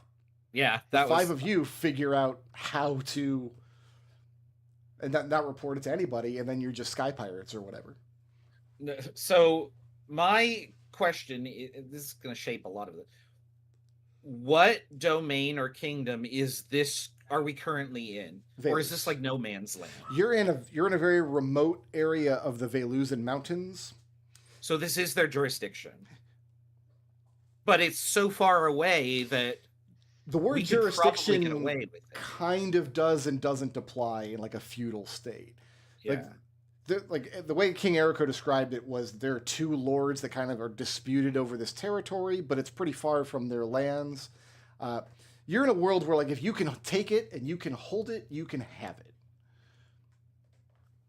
So there's Well, a I mean, lo- she's going to open this up to the party. Yep. So there's a lot of like implications if we side with one group to the other. Even going with Strixhaven, that's kind of a thing. Like that opens up a lot of things. But if you figure it out yourself, you can just give it to everybody, and there's no gatekeeper. You're the gatekeeper. yeah, Leo's got the right idea on that. As they talk, Alistair is going around and taking notes on all the pieces and drawing some pictures so that he can recreate parts later with performance of creation. Oh, my assumption is kind of Maybe would do that too. this would be like there's room for everybody who wants to be a part of this project. Yeah, well, no. So Alistair thinks very strongly that once we have the information we need, we shadow the hell out of this cliff face, drop this into the gorge so that nobody else can find it. Yeah, we could probably do that. I mean, like, so we could take a long rest, Mhm. do a sending back to the thing, and say, hey, we're going to be gone for 3 months. We've got, you know, we've got something that's keeping us out of classes for 3 months. Whoops, sorry. Told you what happened, by the way. Yeah. Everyone was Yeah. telling Yeah. me I need to study. Pattern Hey, recognition. I have 36 unfinished papers. Before we go We any can further also- in the discussion about what to do, let's get Hugo and Geppa's reaction to just this idea of being in eyeshot of a functioning airship. I don't think I heard their takes on it yet. Seems like it'd be really cold. Hugo seems a little bit overwhelmed by all of it. He's really not like he's basically kind of like this is kind of caveman has finally discovered cell phones Okay. kind of a deal. Think Ooh, we think could about the amazing dates you can take your woman on. we could we swoop in and kidnap Elegant Sumai for the weekend. What are they going to do? No, You no. can hold Elegant Sumai in the front of the bow with the wind blowing through her hair. Oh, the Titanic shot? I was gonna Yeah, say that no. would be a play that we do at the theater club. Hey, man, there's no icebergs in the sky. Yeah, no. Just dragons. Hugo's eventual opinion is that this sounds amazing, but he's like, it's not like in the immediate moment. He is not able to process it. I will say this: unless you make like a blood pact to keep this a complete secret and not tell anybody, there's no option where you make no enemies going into your adult lives after graduating Strixhaven. Like, if you pursue this in any direction, somebody's going to be mad. And it's probably a very powerful somebody. I think what we do is, and again, this is just that this is Leo's like idealistic little keep personalities. Like, I think, Genevieve, you figure it out, and then once we have built one for yourself, we give it to everybody. You just release it. You just release the information. And we can use Kenny and her family for marketing and distribution. Like, not even just like that. Just like, here's how you make a airship, and then let the countries themselves sort it out. And then every state company in .com has their own Metal Gear. Has their own Metal Gear. Yeah.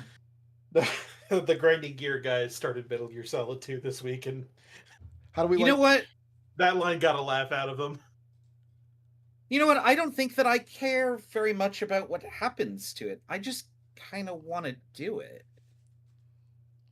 So the problem is, if we give it to an existing power, they are going to use it for war. Everybody's going to use it for their own. Yeah, so if we do Themes, it right? themselves, There's- like Leo said, then at least everybody's on an even foot. But if we give it to Volusia, they, prevent us from telling other people. They keep it as a state secret until it's deployed. If we get it to the Republic, they keep us hostage until this is built. Keep it as a state secret until it's deployed. If we give No, it to no, I Strixhaven- get it. I get it. Nobody's going to keep it a secret. And I'm fine to give it to everybody. That's not going to solve any problems either. But I just want to do it, and then we'll worry about that later. That's why Leo looks at you. That's why I'm suggesting what I'm suggesting, to give you time to just do it, because once you've done it, it's going to be a mess. So might as well let you do it. Yeah, I'm- Jen's I'll- just I'll- build the airship, and we should just help her out with that. And I should get out of classes for that. So Leo sighs. if you do this as an independent project, that means you guys are going to be like trying to figure out where to pull these resources from to. That's okay. We're nobles. Okay. Well, yeah. I mean, you have options. You're also seasoned adventurers at this point. This could be a thing like you have an adventuring company that finances this secret airship project. And we have all of our friends to help. We can get supplies from Kenny, and then Alistair and Yvette can fund the money from nobility, and Genevieve can go ask her wrestler dad for more support. I mean, chances Hey, are I'm not wealthy. chances are good that any character that you have a 3 in your relationship list will keep this secret and pull their resources to help. But yeah, I think we just spend the time. We just basically send word back, ask for a sabbatical, stay up here until Jen has gotten all of her notes, and then even then we could just then tell the king of Velus that the wreck is here. because they don't. There's not enough, according to Jen. There's not enough to do this. So, Yeah, they won't be able to do anything without these instructions. Okay. So we could literally, and then like, yeah. But I don't mean, mind if staying I up here solve for the- a month or two. If I Wh- solve the problem before they do. Where are you going to You guys. physically build the ship once you have the know-how? Oh, right here in the. No, I'm just kidding. Just in the backyard. I mean, like, I getting mean, that's a problem for future Genevieve. Well, But yeah, but getting we're in the supply- epilogue. We're going to go forward Yeah. in time until we get answers to these questions. Oh, okay. Well, I mean, like somewhere in the mountains here, like, is there? well, Like, it doesn't need to be between like a ravine. Like, if there's a wide enough flat space that's Like a still sh- secluded. like, And then if we we're just going- call this place Outer Heaven. well, like if we're going, like, okay, so if we just stay up here long enough for you to get all the notes you need in order to like make a report, right? And we give Yeah. that to the king, and then we go home, and then we could do it in, you know, I'm we could do it envisioning there. probably a year's worth of research where Alistair and Genevieve at least would have to be present here, getting all this, doing all the investigation. Alistair has to learn how to fabricate every individual part on the ship. Do we get the impression that if we didn't return to the king for a year, they would send somebody else looking? Oh, he would assume you died. Right, but would he send somebody else looking for our bodies? Because we don't want that. We don't want him to stumble upon a under construction airship and Well, us he had still good alive. reasons to not mount this expedition himself, nor fund it officially with Correct. from the yeah. crown. Right. We Okay. could send Geppa back with a rock feather and a story about how we found a rock and it killed the rest of the party and he's the only survivor. But then he gets teleported. He may get teleported back unless he escapes. And then how do And we that get home? doesn't keep me out of my lessons. I Yeah. think you're missing the most important part of this plan. So, which of you is Right. going to attempt to hatch and domesticate this rock egg? What do you need for that? Oh, that seems like it should actually be on me of all people. Yeah, Geppa would do a good job at that. At minimum, like animal handling and a cow every day. I have animal handling, and I can talk to animals. I actually have this wonderful book that I bought. It's a children's illustrated book that I bought about like medieval hawking, so I could learn just enough about like training medieval hawks and what they were used for. So I could learn just enough to like credibly write in my books about it. And now I'm picturing Geppa just like wearing a creance on his wrist attached to a rock that just takes off and he's dragged along behind. Hugo is also capable of animal handling. Could help with that as well. Okay.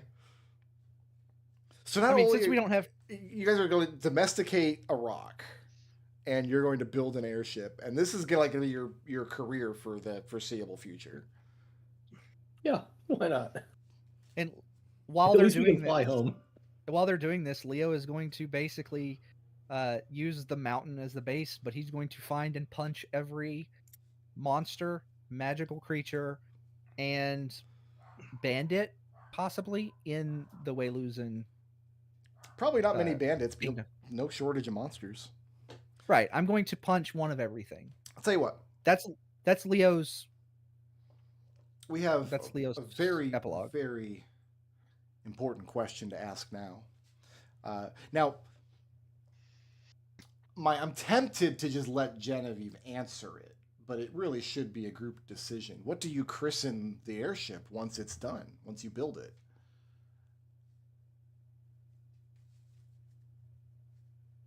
God. Clearly, it's that. I don't know. I mean, I think it would be dedicated to Strixhaven, where we all met.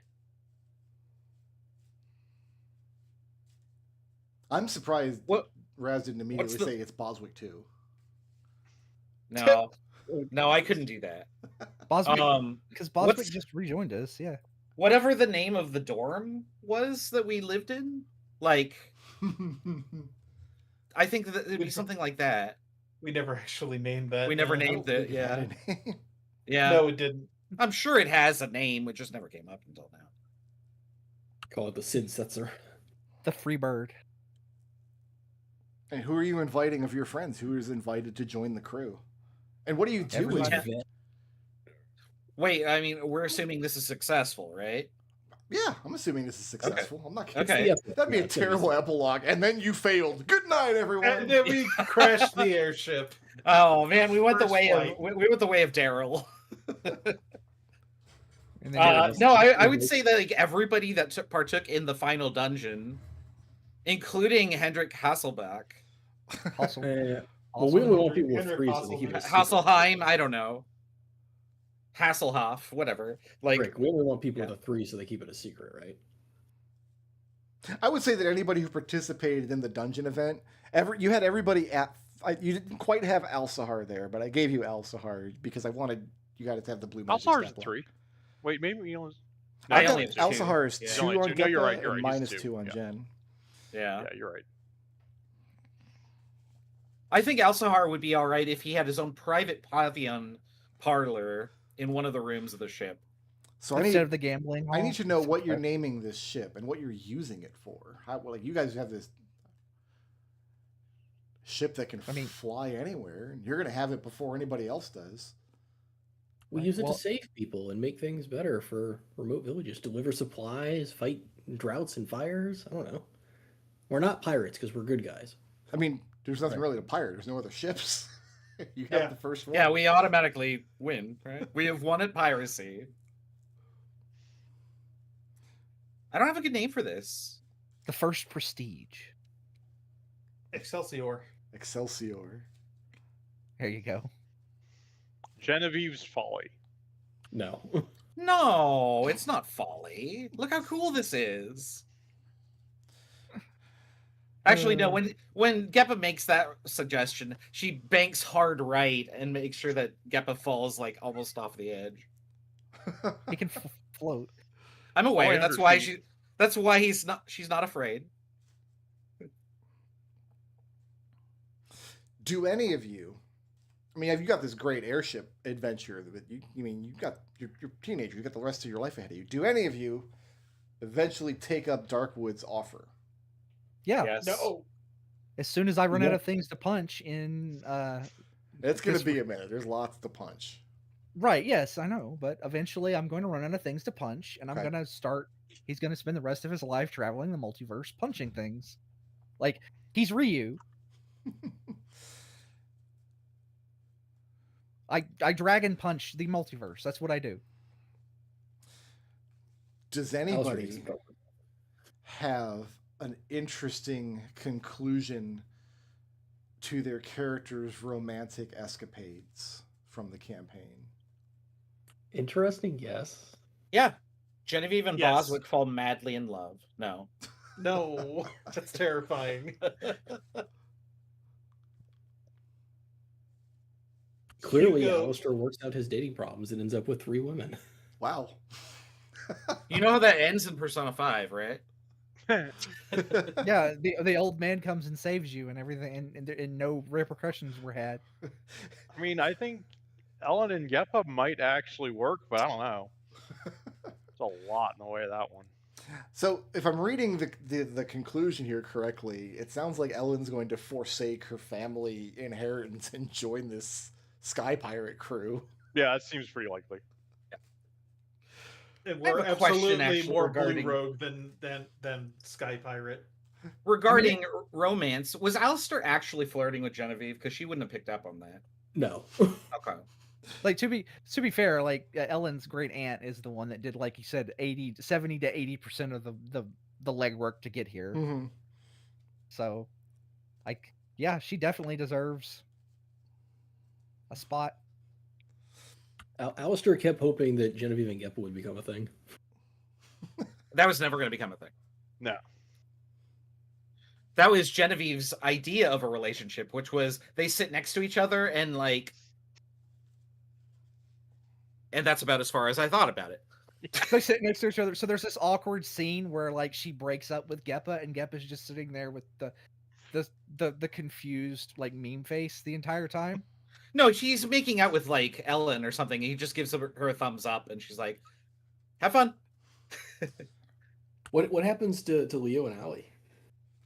I suppose like Leo might talk to her like one last time and like offer like. But Leo eventually takes up Darkwood's invitation to go to Signal, right? So Nylesia is married to Justice.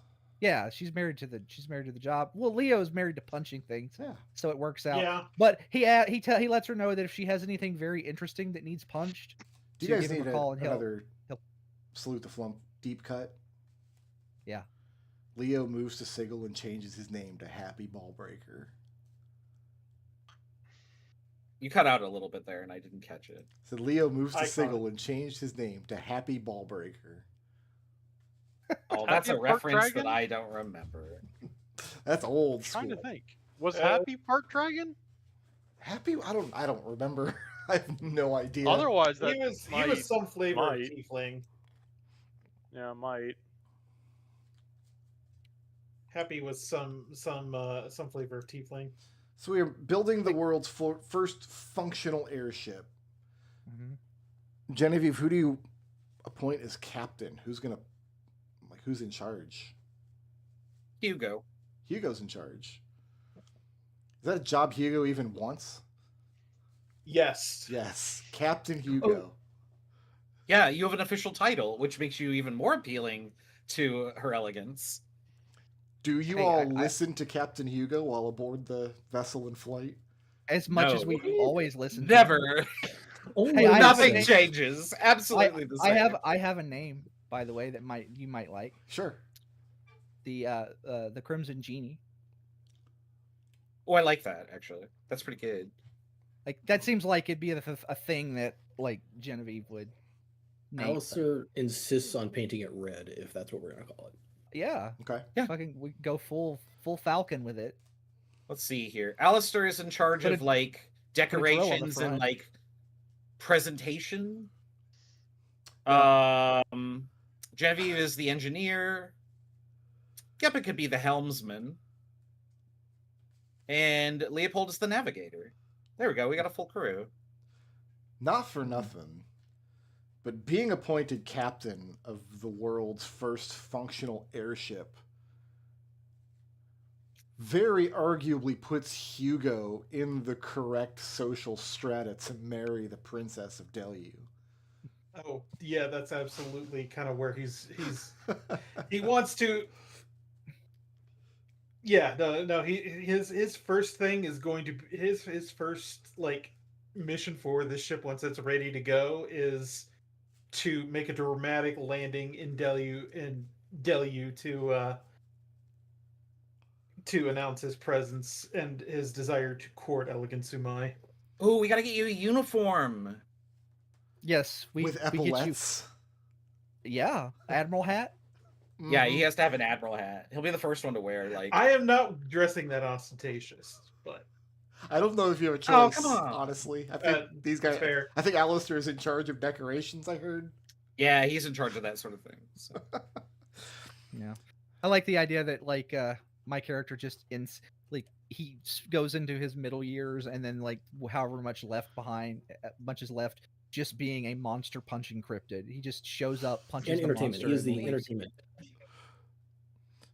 wandering hero. So, Yep. I have two more questions. Just kind of put a capstone on where these characters' story goes. What is like the world premiere of the first airship? Like, is there like a World's Fair premiere? Where do you? Because even that has political ramifications, where you choose to kind of make the I think- announcement that you have this. I think Well, we yeah, announce it at Strixhaven. Strixhaven, yeah. Okay. Strixhaven. So how close is like I get the impression, especially on the attitudes of the people that run Strixhaven, that Strixhaven it's in the Republic, but it is not part of the Republic. It is Yeah, kind of It, It's independent. its own thing. Yeah. Yeah. There's it's some considered- unsettled politics there for sure. So I think that would probably be, yeah. All right. Here's my last. I Reach out would- to Lord I would like to Windspear. pitch that the first flight would be to Genevieve's homeland, so she can see her mother and father. Yeah, I mean, we just fly everywhere, right? Surprise! We just fly to Yeah. everybody's home, and then like we end up in the other country, like to pick up Elegant Sumai. Yeah. And then we leave a letter that says, "Ha ha ha! I am taking her with me to be my bride." Signed, Captain Hugo. Many We have to- chapters later, We have to when you kidnap guys her are from on an like opera level house. 14, 15 or something. Who answers the call when Darkwood taps you because the time has come to put down the Lich Lord Victor Veritas, who has grown too mighty and evil in his magic? Wait, where is he? This is happening where? That's years in the that's Cap- future. no, but where? That's Where, Kepler's though? Yeah. response. Yeah. Somewhere very dangerous that's outside the scope of this epilogue. Yeah, no, I mean- Hugo will absolutely lend the resources of his airship toward that cause. I mean, I've already killed Tenny. How And much Edmond. worse can Jeannie be? Yeah, and Edmond. Yeah, Jeannie's. I'm already on her shit list, right? You want to swing Well, by I and get mean- Orson while you're at it? Yeah, I mean, to be fair, Orson's probably dead by now. Jeannie would not. That's like actually a very good question. Would Jeannie like when Victor goes entirely off? Would Jeannie stand by his side, or would she consider it her duty to like? That's a 50-50. That's like a. Victor It hasn't depends on gone how. off. That depends on how crazy Jeannie is, but I don't even know if Victor deserves it or not. I just know that eventually Darkwood is going to have to solve the Victor problem just for his own plans that he has down the road. oh yeah. Victor's not a problem. Victor is Hey. absolutely horrendous problem. Victor, I would hazard a guess to say, is even more of a problem than the rabbits. Hey, Trouble. Yeah. At the unveiling of the airship, I assume that Genevieve would not meet Eugenia, but would Eugenia be present in like behind the scenes and have witnessed it? I mean, if she's available, like yeah, she would. Like I'm because she taught briefly at the thing, so I'm assuming she has contacts there, so she would know it was happening. I think Genevieve would dedicate it to Eugenia Veritas. She would say that at the dedication. Well, you're naming the ship after her too, in a fashion. Yeah. You, Yeah. if that's the case, you get a letter saying that she's no longer going to kill you for the death of her sister. You made up for it. Yes. You've- She'll frame that and put it on her wall in her lab. He goes, but on the bottom it says can't promise about Victor though. As to will like Leo didn't get a chance to punch the last lich. He didn't. It's on his bucket list, punch a lich. So yeah. Does anybody else have like a long tail kind of epilogue they had in mind for their character now that we're sending you all off into the rainbow? Or did we hit all the high Alistair- notes? Alistair settles down with his 3 wives, and they end up ruling whatever the hell the artifacts land, and nice, peaceful, quiet life of art and music and entertainment. As and far as having nothing three bad ever wives, happens. I think you might be able to talk Yvette into that arrangement. Kenny and Rubina, Rubina, though? probably not.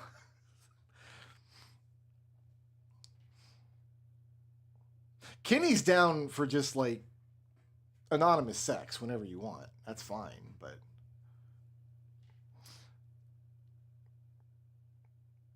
if They work everybody's, something out. if everybody's happy with the send off, we can come to the Yeah, end no, of our Hugo's- campaign. Hugo scales the skies, righting wrongs. Is Hugo's wedding more or less chaotic than Nazir's was? It is absolutely the least chaotic possible. Hugo goes through all of the courtship, like to the letter. He is he wants to prove that he is worthy of her hand in marriage. If you don't have the wedding on the airship itself, Genevieve would be upset. Oh no, Oh, I no. want to. absolutely not. It's in a cathedral in Deluge. She's the crown princess of the I country. want you to. Oh. I want you to. I want you to know that he said the least possible, and that Alistair, that the rest of us would be involved. So, probably not as bad as the other wedding, but not far off. Like I don't think a like a city ship of Yuan-Ti are going to show up at the end. No, But Oh, Alistair makes beautiful ice sculptures, and he makes the wedding cake, and he's got all the music playing. yeah, but Gep is there. then that What's that supposed to mean? Ellen is in control of Geppa.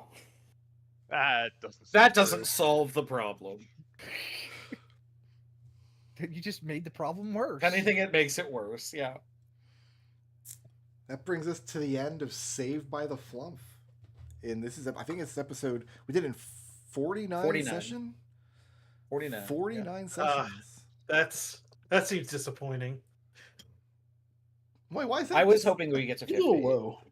50 would be great. Let me Round double that check out. the numbers because there was actually a error in the numbers I noticed. Well, I thought I fixed that. You did, and then you messed it up again. Great. Well, I also have 49. And But I'm hoping that I we actually can't both went be back. wrong. I went in and fixed it for you. Oh, good.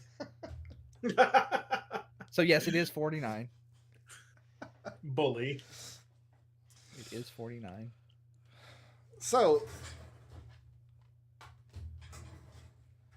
one thing that got mentioned on Discord this week that I thought you all had deduced, but then Razanier made a comment that leads me to believe that you hadn't. What? Oh, don't take me as representative of anything. Well, I mean, if it's wrong, they'll just correct me, Well, and then you'll yeah, you all then know only way you more will than look. me. But yeah, a few campaigns ago in Ravenloft, we ran an adventure that I ran on the Phantom Train with gender swapped characters from Final Fantasy VI. And when I sat down to design a Strixhaven campaign, because we're at Magic School and we're all Final Fantasy nerds, I did the same thing with just the cast from Balam Garden here. Yeah. And then Ratzinger made a comment like he just got it, but I thought you guys had figured that out like months ago. Well, I I even had- said at one point that like Dahlia is just Zell, Yeah. and like he's exactly right, but I didn't actually put two and two together. Like I befriended Tempest, and I was like, oh, yeah, Tempest, Squall, duh. Like it never occurred to me until you said that. Yeah. I just didn't think about it. So Yeah, let's see, it never Tempest, occurred to me as well. Also Har. I'll start with Kenny is- Quistis. Yeah, Kenny is Irvine, Yep. and Timid is Selfie. Yep. Yep. No Renoa, Was apparently. was there a Renoa? There was or not a that Renoa. something? There was only the Okay. 5. So one gag that I wanted to do, because I knew you guys were going to befriend these characters, and I knew you were going to take them on adventures. And I wanted to do this gag so badly that I picked Dahlia to be like your roommate. The roommate. Yeah. So I thought that would make it more likely that you would take her on adventures. You'd have more interactions with her, more chances to build relationship levels and stuff. Because what I wanted to do was whatever dungeon adventure you took her on, she would just randomly know everything about that dungeon for no clearly defined Oh, reason. right. Because that's how Zell does in the underwater research lab. He just knows everything about it. Oh, the place where you get Bahamut. Yeah. But the dungeon think you I knew took her that. to is the one dungeon where the gag doesn't work. Because you guys took her to the dungeon that you all designed in the Pirates campaign. So it made no sense. I couldn't have her reveal anything about the dungeon because I didn't want to blow the cover that it had been designed by your previous characters. So you ruined my gag, and I've been salty about it for, what was that adventure, 4 or 5 months ago? So were- bad. Were any of the Okay. other characters based on anybody? No, I just did it with those 5. Okay. I've Poor been Thenance, salty the last nobody 2 cared about campaigns it. of my world. Welcome to my world. World of salt. No, the second batch of NPCs, Elegant Sumai and Yvette and Thenance and the rest of them, they were just original, boring Brick Road originals. Nobody special. They're all really cool. I like Penance, and I also like Elegant Sumai. Yeah. Well, we know you like Elegant Sumai. Like Listen. Chris over here being like a lot because he turned around and looked at his dice. They turned into pillars of salt. Chris, I've got good news for you. You will not have to pass any exams to level up next campaign. Thank God. I'm traumatized enough in my real life. In fact, you won't even have to level up next campaign. Everyone's level 1 Level 1 forever. forever. You know what's really Are funny, we- Brickroad? Is I've been playing kind of like on and off Pokemon Scarlet, and they do those exact kind of exams because you're at school, I They're not associate it more with Persona. right? Oh, But I they was gonna do say like Final Fantasy 8. they do they go you have Yeah, you have to take you pass the tests to you- increase your seed rank. Yeah. Yeah. yeah, but you take 5 question tests, and you need 3 out of 5 to pass. Mm-hmm. Wasn't an original idea. I know, but it's like I was playing it and I'm like, oh, this shit again. I love designing and conducting the exams, and I'm sorry that Chris had to endure them so I could have my fun. I remember that first exam you gave me, which was on like the history of the world that I only barely knew from Yeah. like watching Raven Flumph. I was like, how the fuck am I supposed to know this? And I was livid, and I somehow got a 3 out of 5. And I remember logging off that night and going like, I don't know if I want to keep playing this because this is how it's going to be every week. And nothing was even close to that. Like all the rest of them were fine. That was But then I was like, okay, no, I'm going to be mature about this. I'm going to find the answers. And after like digging through the Flumph chat for like an hour, I found the document that you posted in like 2018 Mhm. for Flumph 5, and it had all the answers right there. And I was just like, I cannot believe that this was what I was supposed to do. And it wasn't. I was just making a mountain out of a molehill, but yeah, that was my only issue with the exams, was that first one. I think I got 5 out of 5 on all the rest of them, which I'm like, what? I could check. I think you. Well, I did mean, pretty well. I have aced it written on my character sheet for every skill. Oh, good. Because I remember I redid the first one because that was the character I was playing, was, oh, she just wants to learn everything. It is my intent to not have any connections or callbacks in Flumph 8. It will be an entirely standalone campaign. And after I We have made I that to actually call decision, really back to liked ourselves. the tie-ins a lot. I went overboard with them at the end of this campaign because I know that we're not doing them next time. So we tied into everything. So I actually I had a story a little bit about that. When I was planning this character, I was trying to like plan out a bunch of ways for her to come out of her shell at first. And of course I didn't do any of them because it all happened organically. But my original plan was I was going to have her reading these books called Tales from the Cobblestone Path or the Brick Road. And episode 1 of the book was going to be Flumph 1, and I was just going to start like reading random my homework would be watch some episode of Flumph 1 and start talking about it. And then eventually I get to Flumph 2 and Flumph 3 and Flumph 4. And her little sub story was going to be she can't find edition 5 anywhere. Oh. Like it doesn't exist. Like it goes straight to 6. And then eventually, like I was imagining that she meets Eugenia Veritas and gets book 5 from her, of which she is the author. And then the end of Flumph 7 is Genevieve putting her journal in the book next to all the rest of them, and it says Flumph 7. And like that was my plan, to like do callbacks to just literally everything, because I thought it'd be so fun. And then literally the first thing we talk about at Drama Club is, well, here's the play you're doing. It's like Suns over whatever desert.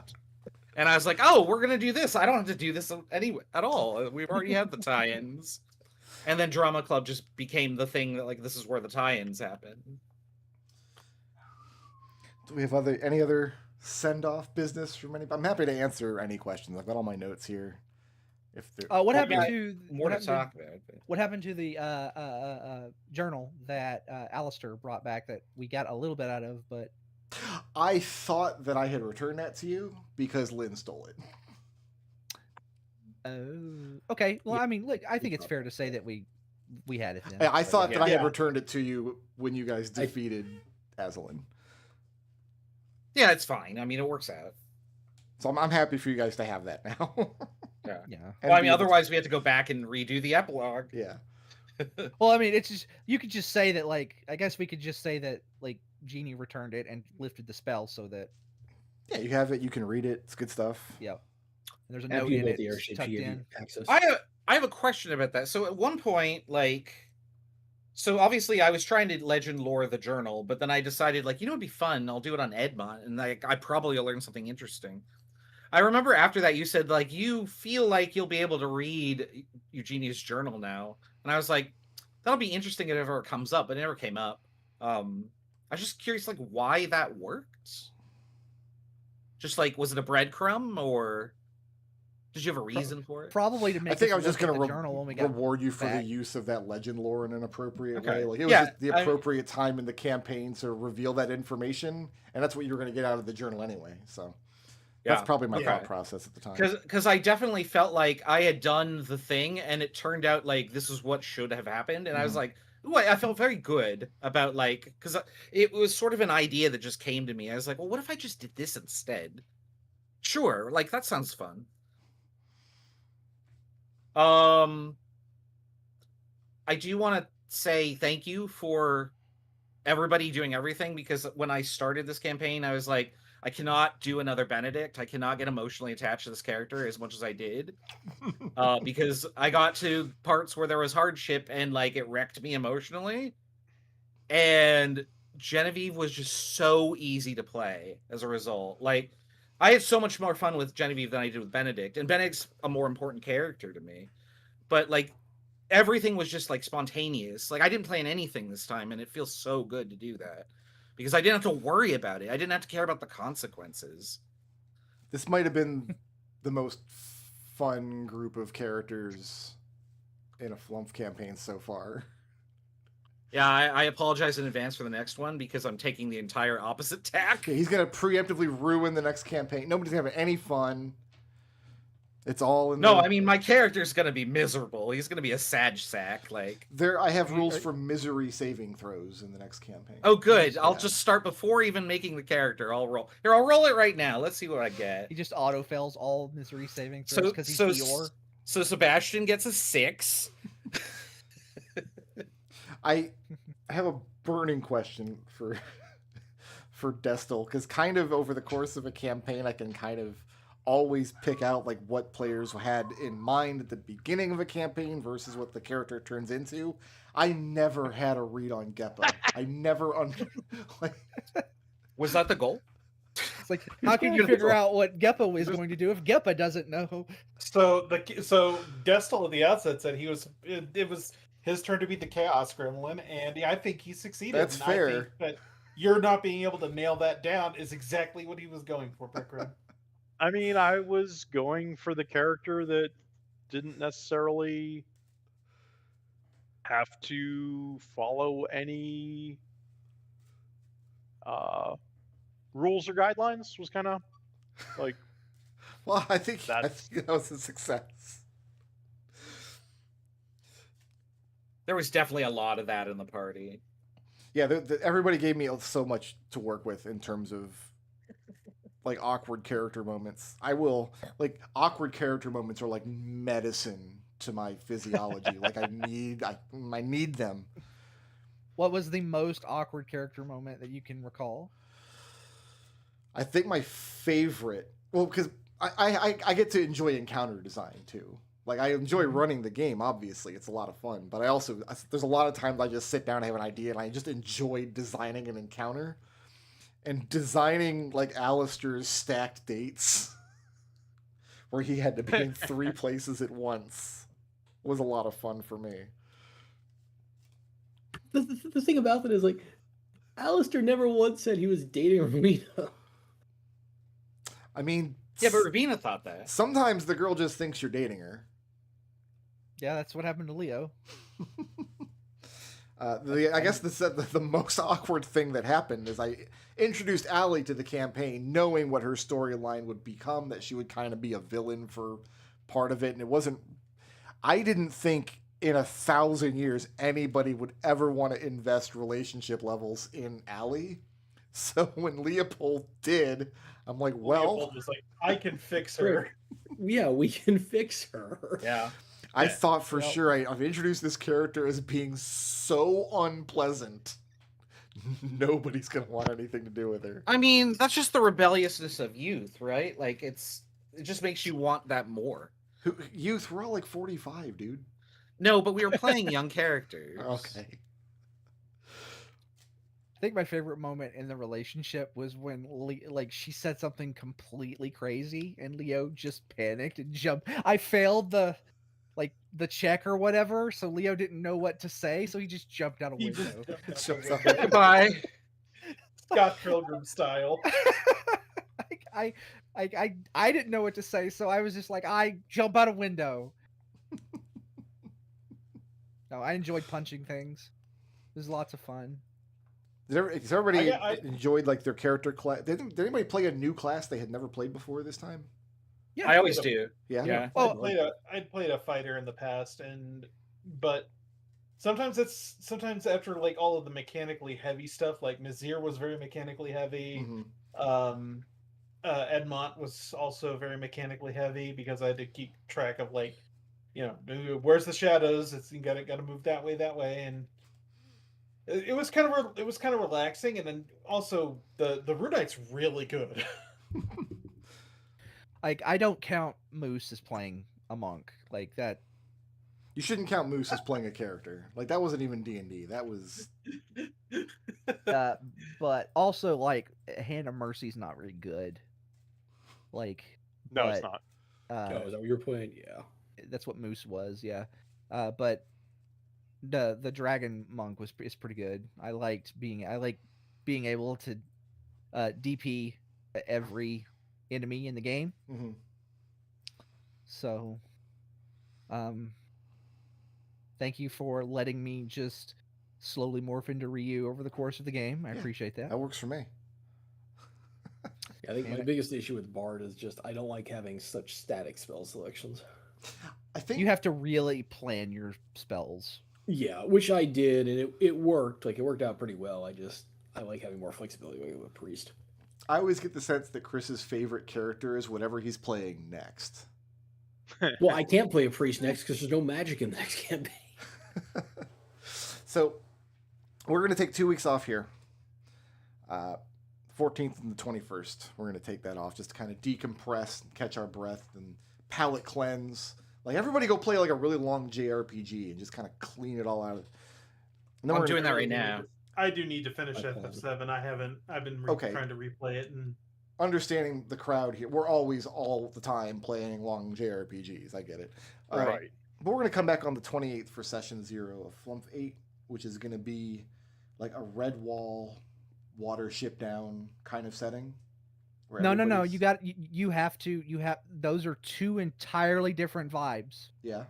Like that's like saying like this one's about that's two entirely different vibes. Mhm. You've got to be a little more specific than that. That's like this one has got cannibalism and murder in it, and this one is a fun and bit of whimsy. Wait, that's Persona 4. That's exactly what I meant. You got it. You nailed it. The happiest game about murder. It is grimdark whimsy. Oh, that's gonna be great. Everybody's going to Good be one. playing little furry animal guys, and we will have not a butt face with us, which that'll go some kind of way. Considering he also wants to play a sourpuss, so we'll have two of those in the party. Oh, good. So Oh, there's it's the gonna be vibes. great. How's your whimsy game looking now, Treble?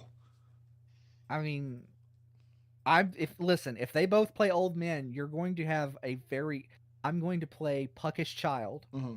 You made rules for it, Yeah. and it's going to be everybody's problem. I'm threatening that now. I've been in a position before where the vibes of the game that I had planned changed during the character creation. Last time it was Destel and McDowell. We were doing No, yeah. character creation I think session 0 for Flumph 3. And so Treble's an unknown quantity. It was the first time he was playing. I had no idea what he was going to do. And I had two players, Taveril and friggin' the other guy, Nodal. Nodal. Yeah. Nodal, rolled yeah. up like cartoon characters. Like they're going straight Beavis and Butthead with it. And then Destel rolls up the like the poisoner assassin. Yep. And Yeah. then McDowell rolls up like a humorless, like military veteran monk. And the reason this mattered was because I had an NPC character I was going to use early in that campaign that when the vibes were not going in like the whimsy direction anymore, I have to deal with this poisoner and this slave driver. I put her on ice and I didn't use the NPC. And then years later, when I wrote my novel, she became the main character of my novel. So thank you for ruining the vibes of Flumph 3. I got a novel out of it. Yep. You're welcome. Maybe the same thing will happen again. All right. Do we have any other business we have to conclude? It has been a joy and a pleasure playing with all of you, and don't think I'm gone forever. Chances are I'll ask to come back someday. I just don't know when that'll be.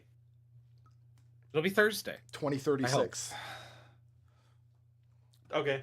Flumph No, 12. but I'll Oh, still the be company. around. I'll still be around for stuff like Archie's and whatnot.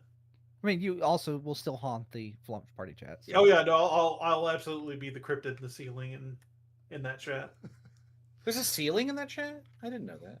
Yeah, Yeah, it's a that's drop where away. there's like an attic. There's like a crawl space up there where Saul and Not a Buttface have kind of cram themselves. Yeah, now it's my turn to live up there. All right. Oh. Yeah. Thanks so much for playing. Thanks so much. This campaign was extremely fun for me. They're always fun, but this one in particular was so much fun just to set up and work with. These characters were dynamite. I really enjoyed the setting. Man, I guess I should stop playing grimdark characters around you, Brick Road. I love the grimdark characters. I don't know what's happening on the table. I'm gonna have to push the button to make this stop happening. Can we Thanks- flip the table? Can we flip the table first? Oh my god. Okay, hold on. We haven't done it in South Philly. We should get one of these. Oh no, Yeah, what have I done? Let me go ahead. flip the table. Yeah, there you go. Flip it. I'll This is for promote every- McDowell so he can flip the table. This is for every one that we Goodbye, have table. rolled. Both Chris and I have rolled. Yep. Hooray! All right, I'll see you guys in 2 weeks. Later.